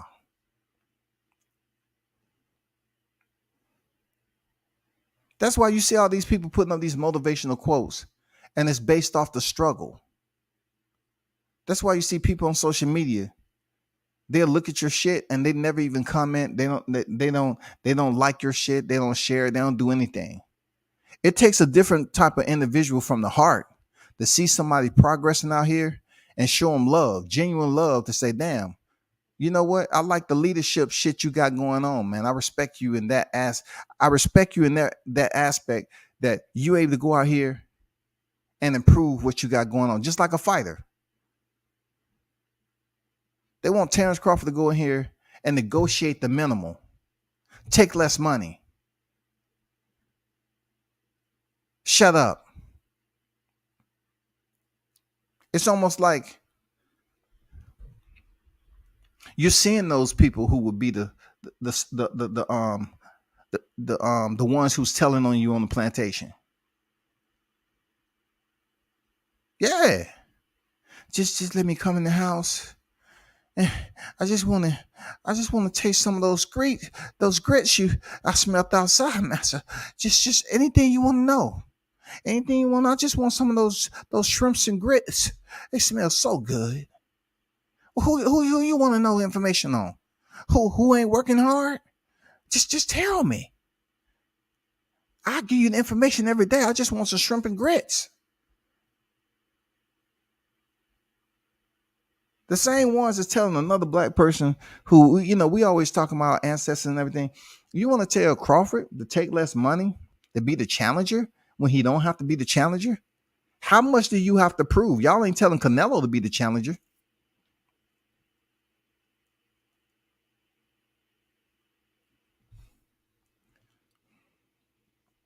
Yeah, D-Ray, you know what it is, man. How can another black man tell a black man just sit down and box? Sit your black ass down, man. Be the challenger. Shut up. When it's time for you to goddamn lace up the glove, get your hands rubbed, lace up the glove, and go box. If you ain't doing that, don't overdo it, man. What T.I. say? Let me get move over, Holmes. We getting money over here. You know what I'm saying? You just expect somebody that's in a full contact sport to go through the rigors. People always talk about how tough and rigorous boxing is, and then you hear some idiotic shit come down with somebody say, "Hey man, you need to be the challenger. You need to shut up, take less money." See, it's the difference between Jermell Charlo telling Terrence Crawford to take less money and Devin Haney taking less money. See, that shit absolutely benefit Devin Haney to get his foot in the door and pick up the straps. Now the whole game changed for them. And plus, he's at a different place in his career. You know, Devin's real young, so they're going to make a crazy amount of money outside of that 2.8 and whatever the 30% was on the back end or something like that. Terrence Crawford ain't on that level. He's already, been in the game for quite some time now. He's not on that level where he has to go to the damn negotiation table and stand and ask for remorse. Please. Beg and plead. Please accept me. For I know not who I am. I come to you in peace. Please pay me my worth or less. I will perform just the way you want me to. Whatever your desire. If you want me to be the challenger, I'll be the challenger. If you want me to take the fall, I'll take the fall. Just pay me any amount of money. If you want Spence to have the last WBO belt, we can arrange something. All I want to do is be at your mercy. No, it doesn't work like that. Get the fuck out of here. It doesn't work that way, man. Y'all need to stop playing. And y'all need to be concerned. Seriously concerned about the information that was announced from Tom Brown, because if they're willing to sacrifice 2 fighters for Canelo Alvarez, which both is a black fighter going in there against a Latino fighter. Now we have another scenario where you have a fighter at a higher weight class. And once again, I must explain that he's getting no criticism. Sebastian Fundora, all of a sudden, it's a topic of discussion. I guess I put out too much information about the fake news, about the fight possibly being in October. Find a source and find out where it's 55-45. Then now Sebastian comes out. Now that the fight is signed between Jermell and Tim Tszyu, he's calling out Errol Spence. I don't hear y'all going ham on Sebastian Fundora. He's at 154. Why are you trying to come down and fight somebody at 47? What are we talking about? How are you trying to come down to welterweight and fight one of the most popular fighters in the sport? It's on the pound for pound list. How do you feel that you rate that? That's the questions the Spencerholics should be asking Team Fundora. Why are you even having Spence on your radar with all the Spence Crawford talk? What's wrong with you, man? Did Erickson Lubin hit you in the head too hard? Y'all should be asking him those questions. Y'all should be putting thumbnails up for him to visit YouTube and say, oh my God, they're talking about, hey, he called his sister over there, hey, look at this. Wow, I'm trending. They're actually talking about me on YouTube. Wow, it's amazing. Let me see what they have to say. Let me hit the replay. We might get the fight after all. They're talking about it. If y'all not gonna criticize Fundora like y'all was criticizing Crawford for calling out Jermell Charlo, man, y'all hypocrites, man. Real talk. This ain't personal. I'm just speaking my mind. Y'all hypocrites for that shit. If you ain't blasting Fundora out the box right now for trying to be a weight bully, a dude that's 6'20", he trying to come down here and fight Errol Spence, which that fight would be absolutely ugly. That fight would be absolutely ugly. Super ugly. Ugly if the fact that it's even made, all right? Ugly the fact that it's being spoken about.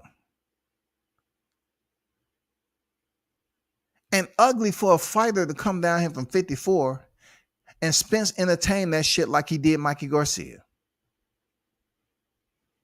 Fundora don't deserve no shot at no Errol Spence Jr. Let's be clear on that. What has he done to get the shot? Who has he beaten? Just like Roy Jones say, who can we measure Fundora's resume to the top name that y'all consider to be on Errol Spence's resume? Who on his resume? Everybody's gonna link it up to Erickson Lubin, but yet they're gonna say, oh, he was knocked out by Charlo. So who on his record allows him to rate the step in the ring with Errol Spence Jr.? I'm just curious how that, because he's Latino, that's gonna make it easier. I'm gonna sit back and laugh at this shit. If PBC comes out and even gives this attention, man, I'm telling you, I see it already out here. I see people making thumbnails about it. Ooh wee. I'm telling you what we know about people saying that Spence, he may want the fight, he may want it, but PBC, not so much. Spence may want the fight, but PBC not so much. It still reflects on Spence, though. They're trying to do a bleed over and put on a facade as if it's Terrence Crawford outpricing himself. Listen, Terrence can't outprice himself. Everything he's asking for, he deserves. Period. And the way he carries himself, I know he ain't up there asking for an astronomical monetary purse that doesn't benefit Errol Spence. He's not doing that.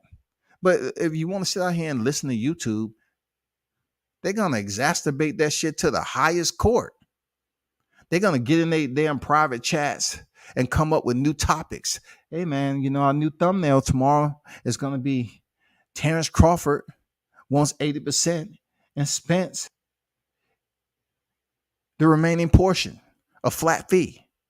Okay, we all aboard? All in favor? Okay, we're going to make your thumbnails tonight, though.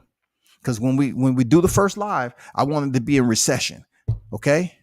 9:30, 10, 11, 1 o'clock, 1:45, 3 o'clock. I want thumbnail after thumbnail after thumbnail pushing the same topic.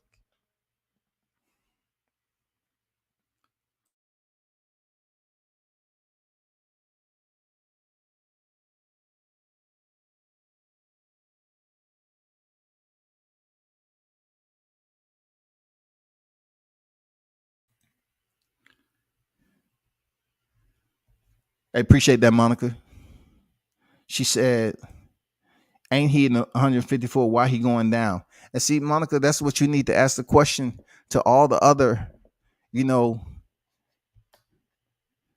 all the other groups out here. They need to blast that back. They need to give that backlash to Sebastian Fundora. Why are you attempting to weight bully? Because if Terrence Crawford is criticized for attempting to dare to take a risk, because it is a risk now. Jermell Charlo, man, I don't care as a man. I don't too much appreciate how he act, but neutrally, I have no choice but to give him his credit on what he's been able to achieve. And the fact that he's been in a situation where in a rematch, he has a history. He's undefeated. Not just undefeated, but he's stopping his opponents in the rematch. That's respect. I got to give Jermell Charlo his respect in how he went up there and got the job done. But Terrence Crawford wanted a piece of the motherfucking energy. He wanted to move up and say, I want to fight Jermell Charlo. He want to take risk. It's funny how people will sit up here and say Canelo Alvarez is moving up and taking risks. Nobody else is doing it. But time a black fighter attempts to do shit like that, the same black fighters that was freaking praising the shit out of Canelo Alvarez, they criticized Crawford.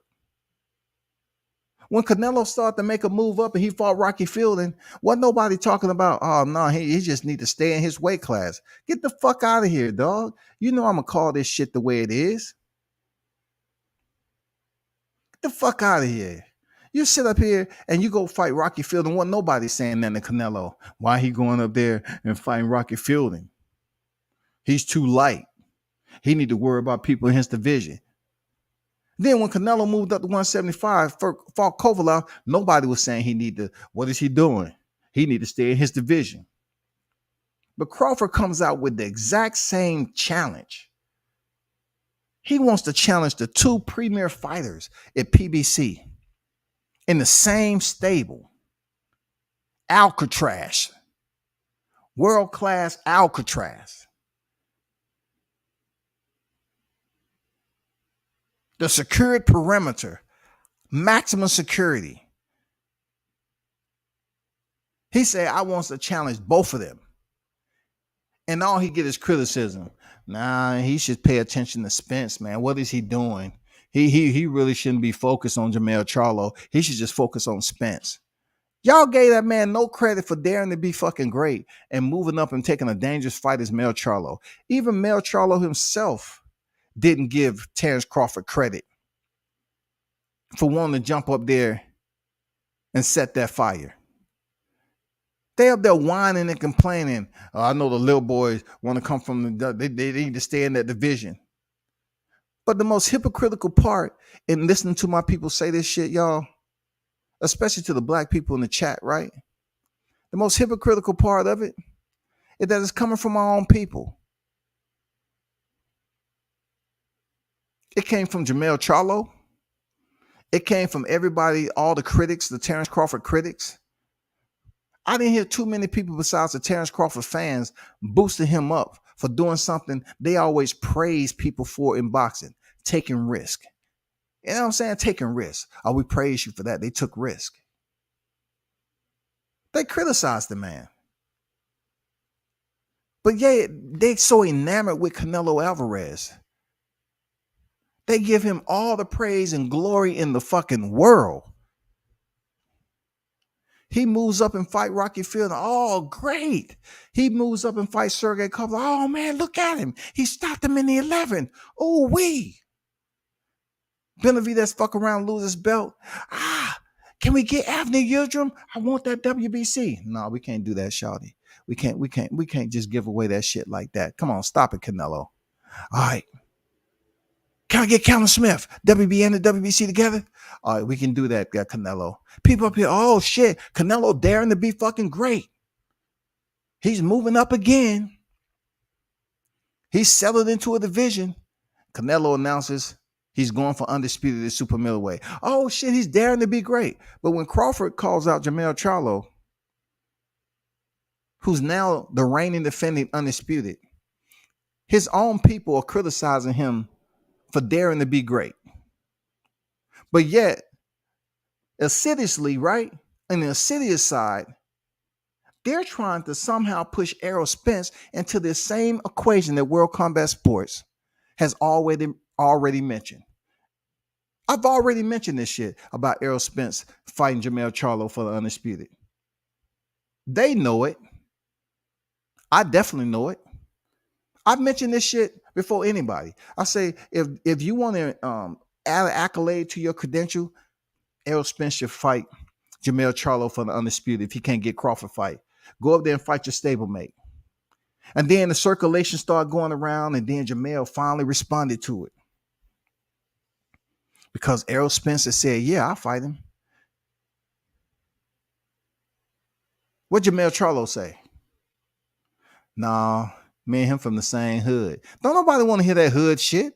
Don't nobody want to hear no when it comes to money and legacy. Y'all ain't criticizing freaking Jamel Charlo for saying me and him from the same hood. No, you're not. You from Lafayette. Errol Spencer's from motherfucking Long Island. Now, if y'all want to talk about living over there in Texas, okay, I got it.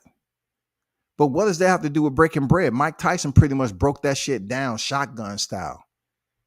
He made absolute sense that you should break bread with your brother, black people. So while y'all on YouTube talking about all this bullshit, you're not even giving credit to Terrence Crawford, who called out, Jamel Charlo first and said, yeah, I want to fight him. Y'all criticize him. Errol Spence does it. Now, all of a sudden, y'all kind of putting Errol Spence in the conversation to potentially fight Jamel Charlo after I said that shit months ago. Jamel Charlo move up. Black people do business. I said this shit before Mike Tyson, bro. Errol Spence move up, break bread with Jamel Charlo, win the titles. They fight in a rematch. Jamel Charlo get the titles back. I know if I said before it happened, people ain't gonna give credit, but I put that shit out there before Mike Tyson. I said they should fight one another and do business as black fighters and make millions doing it. Now all of a sudden YouTube think I'm gonna let that shit slide. You know what I'm saying? I'm gonna let that shit slide. All of a sudden, y'all want to come up here and say, well, Errol Spence, Jamel Charlo, that'd be a good fight. This, that, and the other. Then Mike Tyson come up with the shit when Mar Charlo was on deck. Y'all should you should break bread with your brother. Help your brother eat. What Mel Charlo say? Oh, if Errol Spence really want the titles, I just vacate and he can fight for him if he really want them. And that's how black people do it, don't we? We love doing that. You just can't goddamn have them fight for the whole goddamn crowning glory in one night. Give another brother the opportunity. Give the other brother opportunity. You have all the fucking titles. That brother is somebody you train with already. Why can't you give him a shot? I said this. People sit there and laugh and they want to not give credit and shit. I said this scenario long time ago, several months ago, that Errol Spence should fight Jamel Charlo if he can't get Terrence Crawford. I said it long time ago. That would allow Errol Spence to fast track another division to his credentials. And also, if Jamel Charlo win the titles in a rematch because he's 2-0, he would become the first 2-time undisputed at super welterweight. That's an achievement in itself. That's Hall of Fame. I said the black people could work together and make money. I said this shit before Mike Tyson said it on the podcast.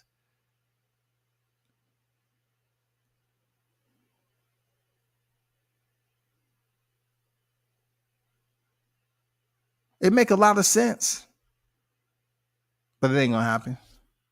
It's not gonna happen because you know what? It's only good to see other fighters outside of their own skin color take risks. And it's okay for us to sit up here and praise them and shit to oh man, he's doing it. When I put on record, I said it'll be good that some black fighters are trying to be not Canelo Alvarez, but put themselves in a position to be a high earner as Canelo, to be a requested fighter, to have other fighters chasing you. That's what you want. Like other fighters was chasing Floyd Mayweather. Floyd Mayweather had the pick of the litter. He had the pick of the chain of command. He was at the top of it. He selected who he wanted to fight, and he made money off that. That's what happened. We need, in this era, we need another person to become the moneymaker, to become the hunted. That's what it is when you get to the top. You go from being a hunter to being the hunted. In the boxing, to be the hunted means you start to make the money because people want to fight you. Who's next? What other black fighter did we see out? Who's next? Who's gonna do it?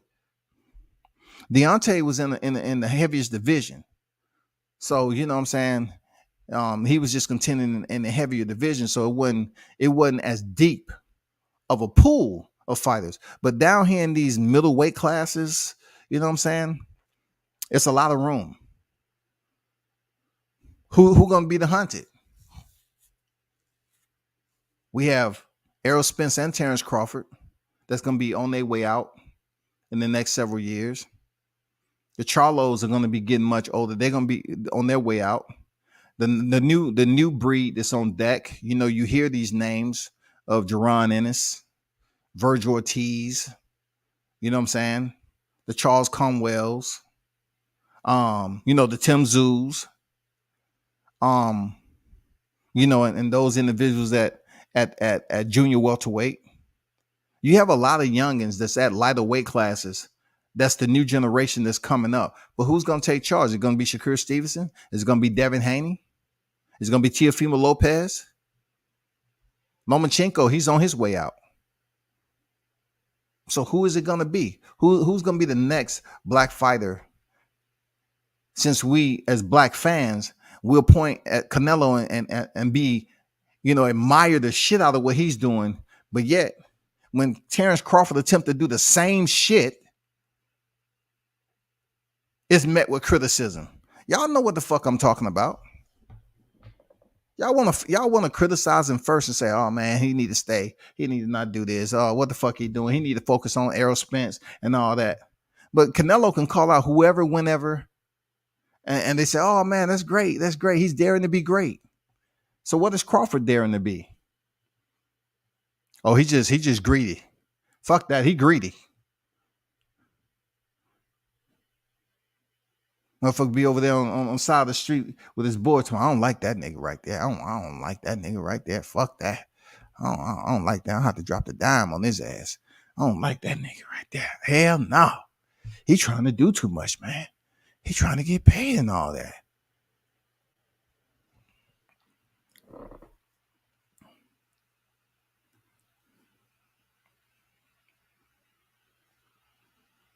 Shout out to my guy Raw Partner in the building, man.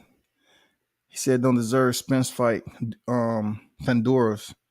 Errol just trying to grab another W and a check. That's all. But the fight would just be some BS. To be honest, Rob, I don't think he's did anything to deserve a fight with Errol Spence, though.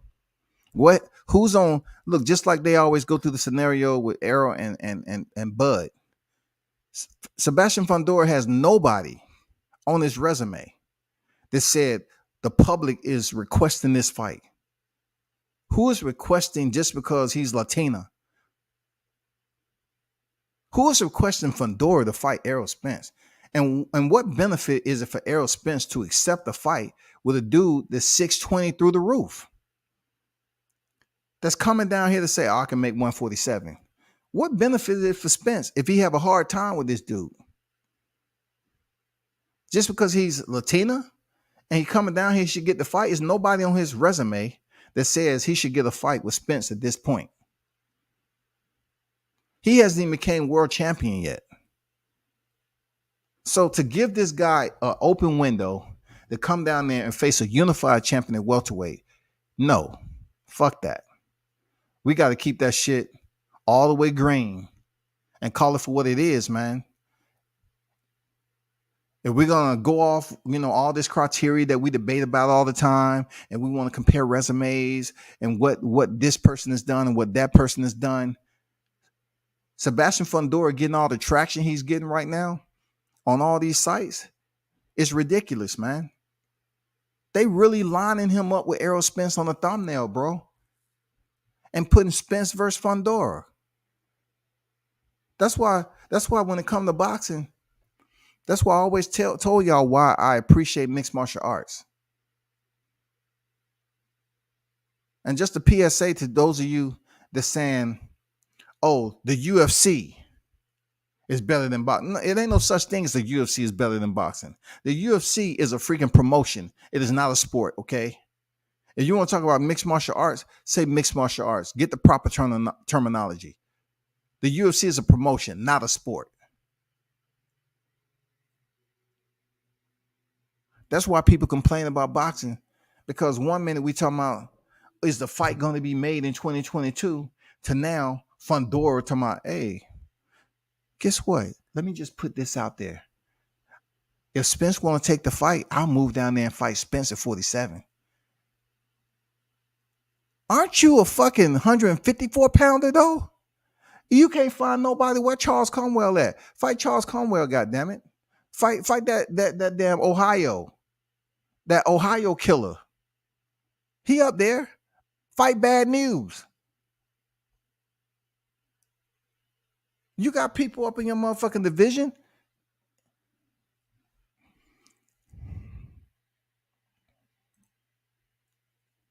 Canelo never called out Charlo. Then say I have Andrade after that. Never. You're right. You're right. They're chasing Canelo. Even my people, once again, I'm not criticizing my people. I'm just stating some factoids. We had 3 premier names in boxing.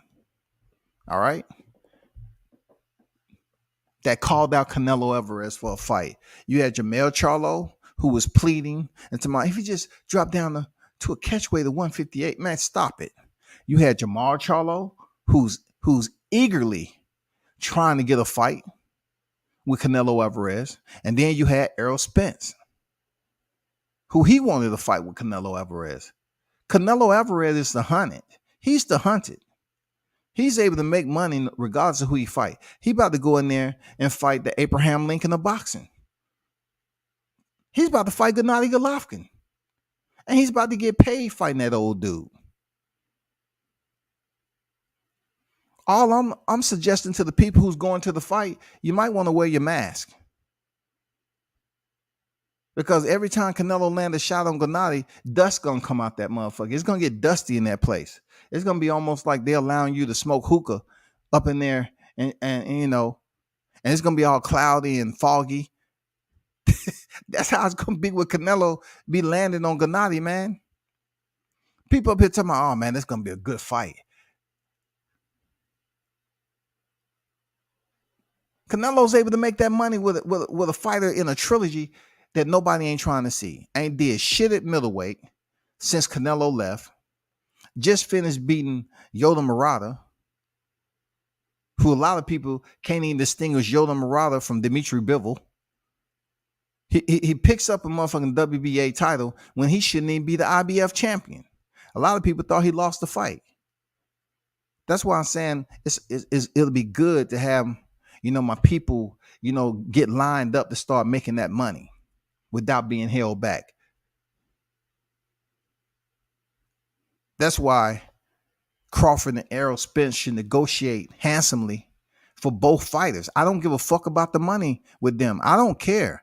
He should be able to go in there and negotiate a 50 split, and they work that shit out.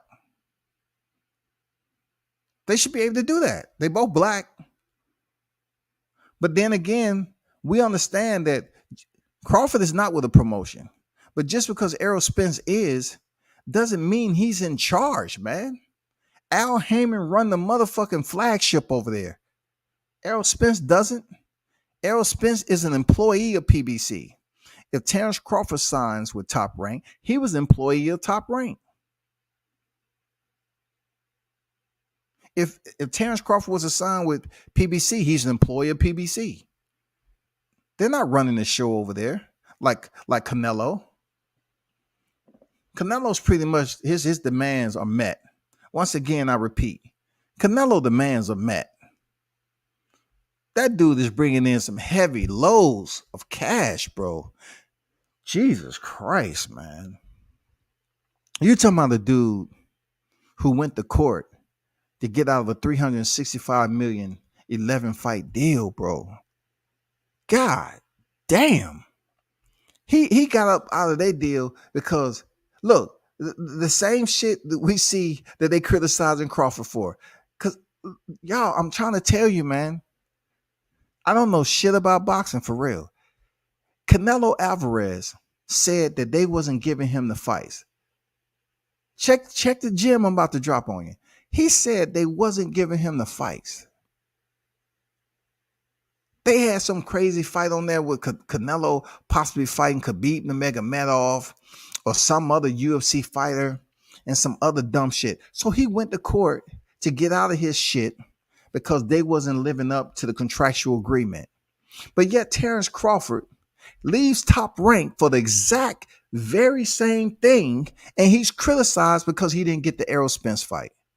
And they say, well, Terrence Crawford re-signed. Even when he re-signed, he didn't get the he didn't get the Errol Spence fight.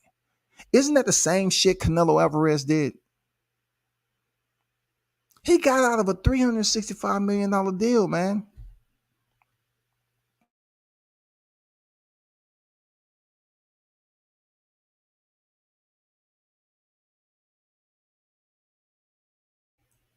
Isn't that the same thing Canelo did?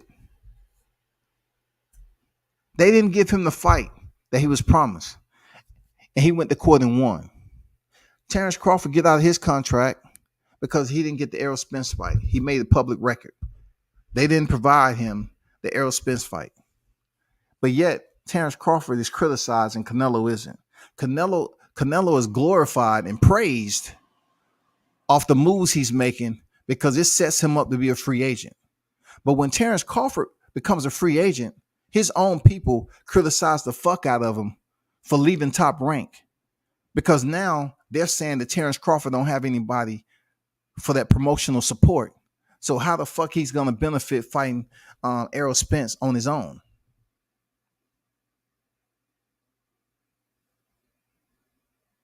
Hopefully y'all was able to hold that gem in the palm of your hand. You know what I'm saying? I just gave you a gem.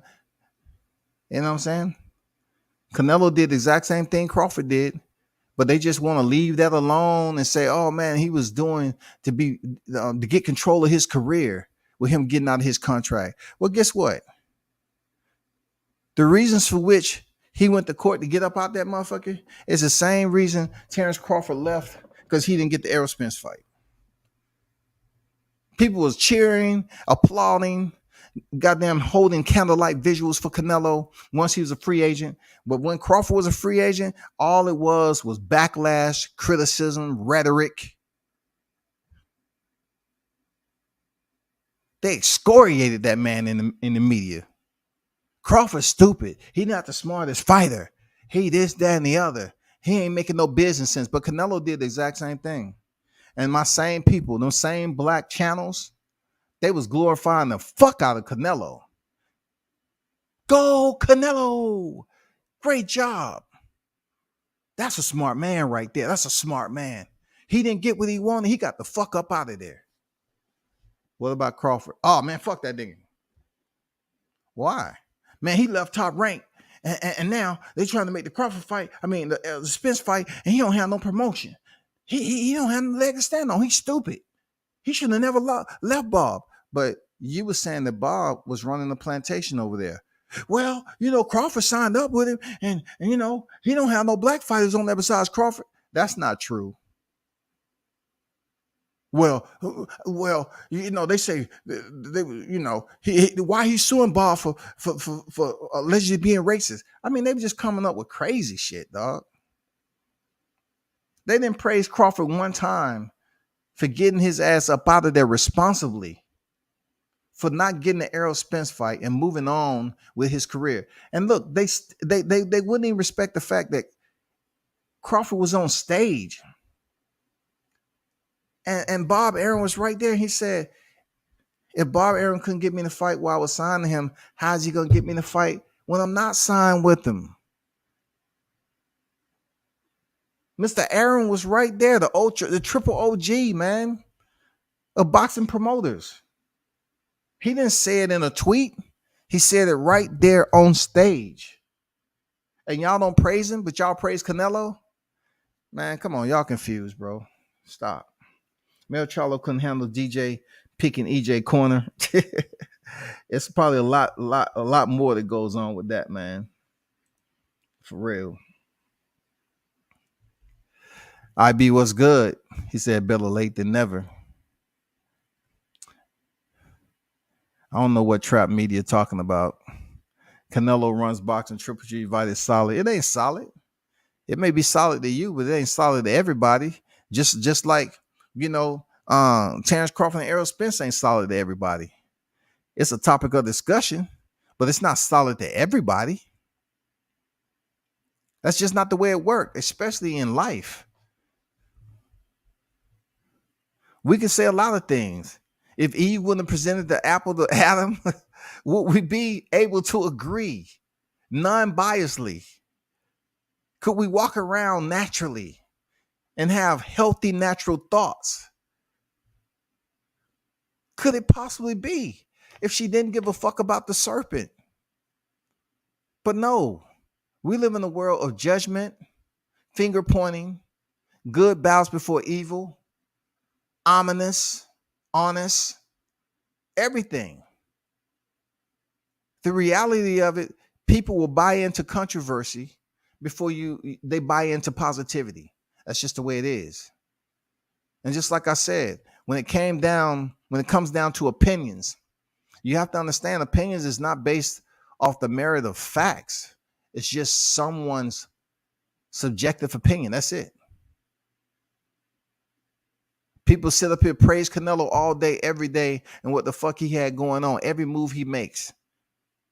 But Crawford does the exact same thing to get out of the contract because he wasn't given a fight. And they act like it's absolutely different from what Canelo did. Canelo contract was much more value in a monetary standpoint. But we're not talking about that. We're talking about the reason for him adjudicating, going to court, adjudicating, getting himself up out of that contract. All Terrence Crawford did was easy. He fought his last fight and he chose to move on. And then the reasons behind it, we already know, already mentioned it several times over. So, man, come on, man. That shit's, man, I swear.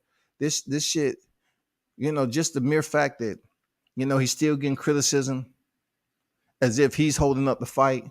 And then to see other flags go up that Sebastian Fundora now is a topic of discussion. It only goes to show you that people was putting out fake fucking news that the fight was already signed. If the fight was already signed, why are they talking about Sebastian Fundora? Because if the fight's already signed, he's going to fight Crawford first. It shouldn't even be no talk of Fundora. It shouldn't be no thumbnails. It shouldn't be shit. Fundora is not even big name for them to put him in the same thumbnail of Spence at this point in Spence's career, in my opinion. He's not even a big name like that. He's just another opponent. That's all that is. The man just got off the canvas, bro. Let me see how many of y'all black channels gonna sit up here and criticize Fundora for getting off the canvas for Erickson Lubin, just like y'all criticize Crawford for being hurt with Kavaliauskas and freaking Yokis Gamboa. How many of y'all gonna identify him getting off the canvas? And that shit is more current than any criticism that y'all giving Crawford, because he stopped Sean Porter and retired him, but all y'all talk about is Kavaliauskas, Jose Benavidez, and Yokis Gamboa. What's going on, Smoke? How you feel, bro? W says coming off a loss, it's a good fight. Who would you want him to fight off of L? Who are you talking about, Trap? Who's coming off a loss? Who's coming off a loss? Fundora's not coming off a loss. Who's coming off a loss? Not, you're talking about Canelo? Canelo's not in the he's not in the equation when it comes to the why we seeing a trilogy. If you're talking about Canelo coming off a loss, please stop it, man. Canelo was coming off a loss at a higher division where he had no title. So we can't say, oh, he's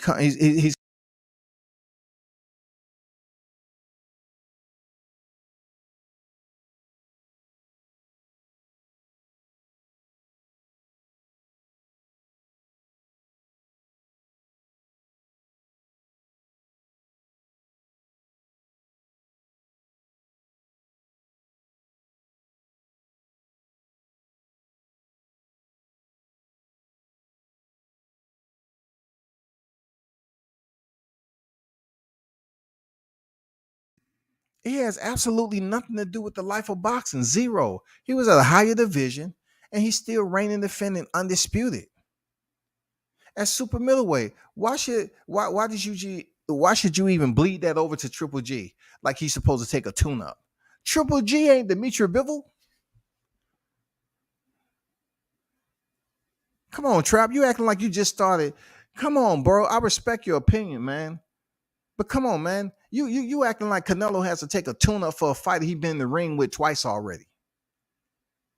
He's been in the ring twice with this dude already.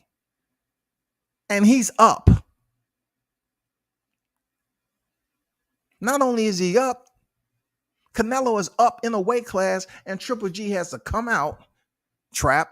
He has to come out the trap house and visit the 168 division because he's been in that trap house for a long time now. He has to come out the middleweight trap house, and he has to visit Canelo in a division that he's unified already. Triple G ain't used to fighting no 168.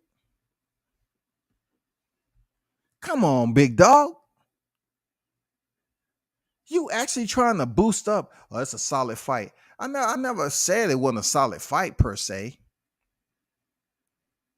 It's just a fight that I don't want to see. Just because Triple G has one loss and that loss is to Canelo Alvarez doesn't mean let me come back 360 and revisit this fight. And Triple G's been sitting out here just looking mediocre to me. He's been looking mediocre to a lot of people. I'm just saying. He's looking mediocre, and he looked mediocre when he fought Darian Chinko.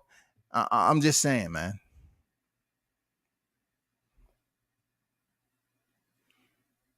Yeah, that's what I thought. Canelo, I mean, it makes no sense to me, bro, that you talking about he's coming off a loss like it freaking matters. Like Canelo didn't take a freaking beating. He didn't take punishment like Erickson Lubin did. I can see if Canelo was in a position like Lubin and he took a loss in that manner and he took extensive damage like Lubin did. I could see if we was talking about mirroring the scenarios, but the scenarios on different stratospheres, bro. It's not even close. He moved up in a weight class again. He lost, and he comes back down to his natural weight right now that he's campaigning at. He's good. The one who needs to be concerned is Triple G moving out the trap house, off the block, and coming up to 168, bro. That's a problem. That's all I'm saying. That's a motherfucking problem.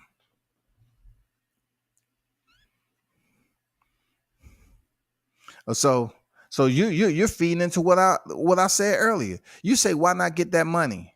Who would you rather him fight? So look, why they not saying for Crawford to go get the money? Why don't Crawford get that same hoorah that you saying? Why not get the money? And that's what I'm saying. Crawford, why not get the money? You deserve it. Get the money. See how that works? Y'all see, hey, Triple G, a fan favorite, so to speak, to certain people. Why not go get the money, Triple G? How much money is he getting paid, bro? Do you even know how much money? Because I don't really get involved. I don't care. Especially with Triple G. But how much money he's supposed to be getting?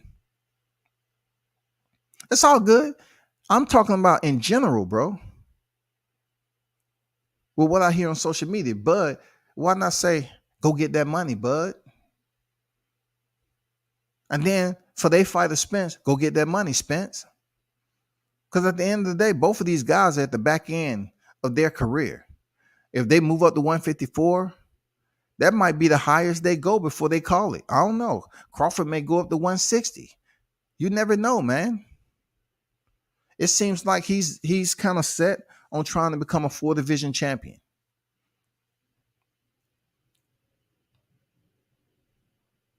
That's what it seems to me. I'm not sure how high Errol Spence will go, especially if the Charlos are still fighting. And we got this. We have this type of dysfunctional black love going on in boxing where yeah, we competing and we go to gatherings and shit during the holidays. But as far as when we at work, I'm not gonna give you the opportunity to break bread with me. So the Charlos are still campaigning at 54, 60. And I heard some crazy shit like Mar Charlo might think about moving from 60 to 54 and all this shit. Then guess how that's gonna look once Spence move up there. It's not impossible for Spence to campaign with a Charlo in the division. If the titles are vacated, it's enough titles for everybody.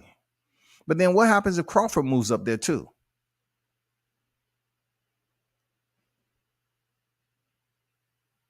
And then you already have the names that's up there at 54.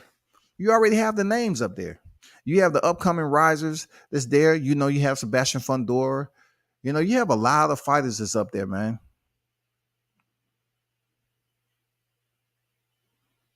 Y'all gonna have to think about that. Salute to Mark Nash in the building, man. What's good with you, brother?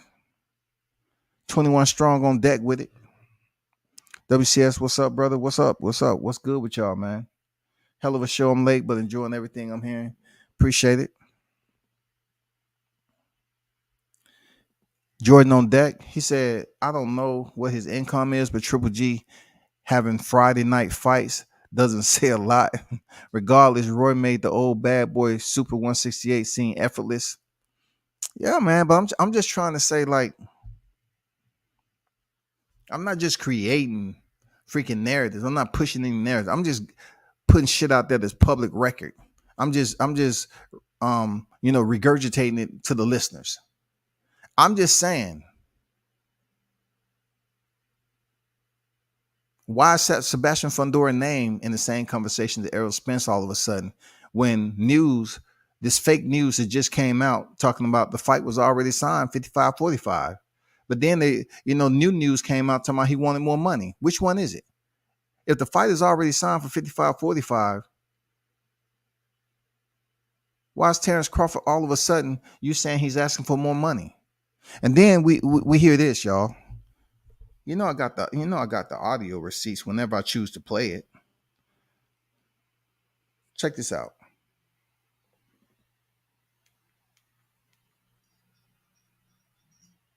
To the big house Sunday, and I asked him, I said, I want to talk to you. And like I said, he said, I said about everything that's going on. He said, but no, ain't none of that true. Damn, that true.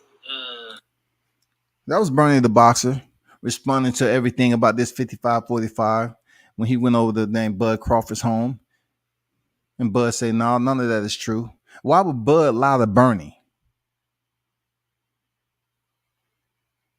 And shout out, the TBV. I got to cite them on this audio.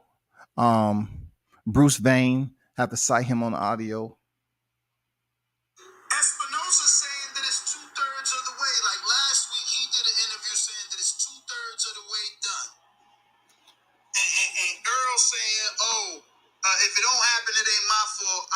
He got to sign a contract. Earl reposted Mike Coppinger's story on. Earl reposted it on his Instagram. It's still up there, saying that the fight was done. It said that Earl Spence and Terrence Crawford are closing in on a deal for an undisputed welterweight championship fight in October in Las Vegas. He tagged Earl. He tagged Bud. Bud didn't repost, but Earl did. He tagged Bud though. Okay. Yeah. Well, like I say, if Bud didn't repost it, that's a big sign. That is. Terrence Bud Crawford pricing himself out. I don't know who could. I wouldn't say nobody could hack their accounts or whatever. I don't know. Damn, you think Earl shit got hacked? No, all I'm saying is this. Like, Bud, if the fight was like that, like everybody announcing, like I said, they're reposting Bud, because he'd be super excited that basically the fight is done. That's all I'm saying. So what's your thoughts on Mayweather getting involved, saying he knew it wasn't done? I know Mayweather was showing interest in Bud in the past. Are we gonna see a collaboration, or you think Bud stays on his own? I wouldn't know nothing about the business part about how it is, but I wouldn't rule out a collaboration with Mayweather. I wouldn't rule out a collaboration with anybody that want to treat Bud with respect and treat him as a true champion that he is. Well, you know what I'm saying? I don't know what else to tell y'all. You know what I'm saying? That was Bernie the Boxer. That's the closest you get to, Team Crawford. And Crawford, he say, if the fight was signed, Crawford would be extremely happy. He would be elated at the fact that the fight is finally signed and he's going to be stepping in there for the undisputed titles in his second division. That's not the case. Velocity on deck was good, bro. Canelo versus Lara 2. Triple G versus Canelo 3. But I understand his business. I definitely don't want to see Lara step in there with Canelo, regardless of his new fighting style. I don't want to see that fight. No way. I don't want to see that fight right there. No. I don't want to see Lara. Who in the chat really want to see this Triple G and Canelo fight? Nobody. But I'm just saying, Trap was saying, why not Triple G get the money? And once again, that's his input. But I don't care about the money because Canelo can choose a Mar Charlo. Canelo can choose a David Benavidez. Somebody is, like Mar Charlo isn't in his division, but we keep on getting certain fighters that's, okay, hey, I want to move up and face so-and-so. Name Canelo, and everybody cheer it on. Mar Charlo need to make up his mind on whether he's going to accept the challenge or not. David Benavidez is already there. He's the biggest untouched fighter, that Canelo really haven't really gave him any attention. And it just seems like he's ducking David Benavidez. But he has David Benavidez that'll be a big fight. Huge fight. Huge. In my opinion, Benavidez would be much more of an entertaining fight that people will want to see rather than Canelo going here and fighting Triple G, and he already defeated him in the rematch. Velocity, I think those two fights are solid. Canelo can close both chapters. So you actually believe he has an open chapter with Erislandy Lara? You believe Canelo is truly losing sleep because people feel that he lost the fight with Erislandy Lara? Y'all are absolutely hilarious, man. I can tell you, I don't think for 1 second that Canelo's even thinking about Lara, man, at all. Well, I think Canelo should close those chapter 3 years ago. See, talk to him. I agree. He had plenty of time to close that shit. Look, why not close the chapter with Triple G when the fight was fresh? That rematch, coming off that win with that rematch, it was fresh, man. But look, I can't knock Canelo because after that, he's been able to achieve. He's been able to achieve. He still was able to put and put those damn chips to his legacy and get those straps. I can't be mad at him. You know what I'm saying? He went through what he went through and all this shit. It would have been good for him to close down the Triple G chapter a little ways after the rematch, get that over with, so it can be an open landscape for him to, strike his calendar for David Benavidez per se. Mar Charlo. Those are big names.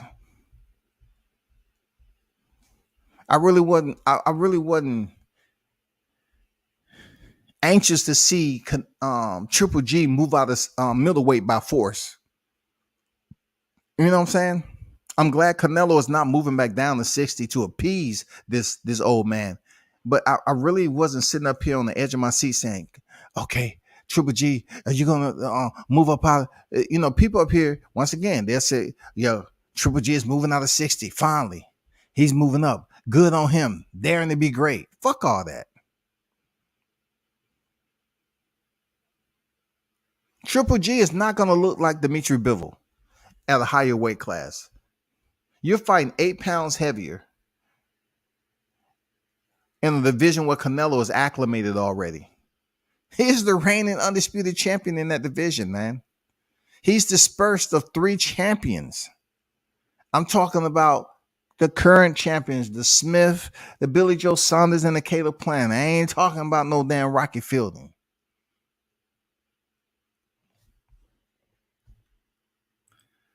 But man, y'all been great, man. Appreciate y'all pulling up. Be sure to share the content, man. Continue to pull up when you know, hit the bell icon, get the notifications whenever YouTube. You know how it goes, man. It's always a pleasure sitting up, chopping it up with y'all. Big salute to everybody who pulled up. And yeah, we should do this again, man. Y'all be sure to tune in this week. Jahad Tucker is on deck on the Artur Beterbiev and Joe Smith.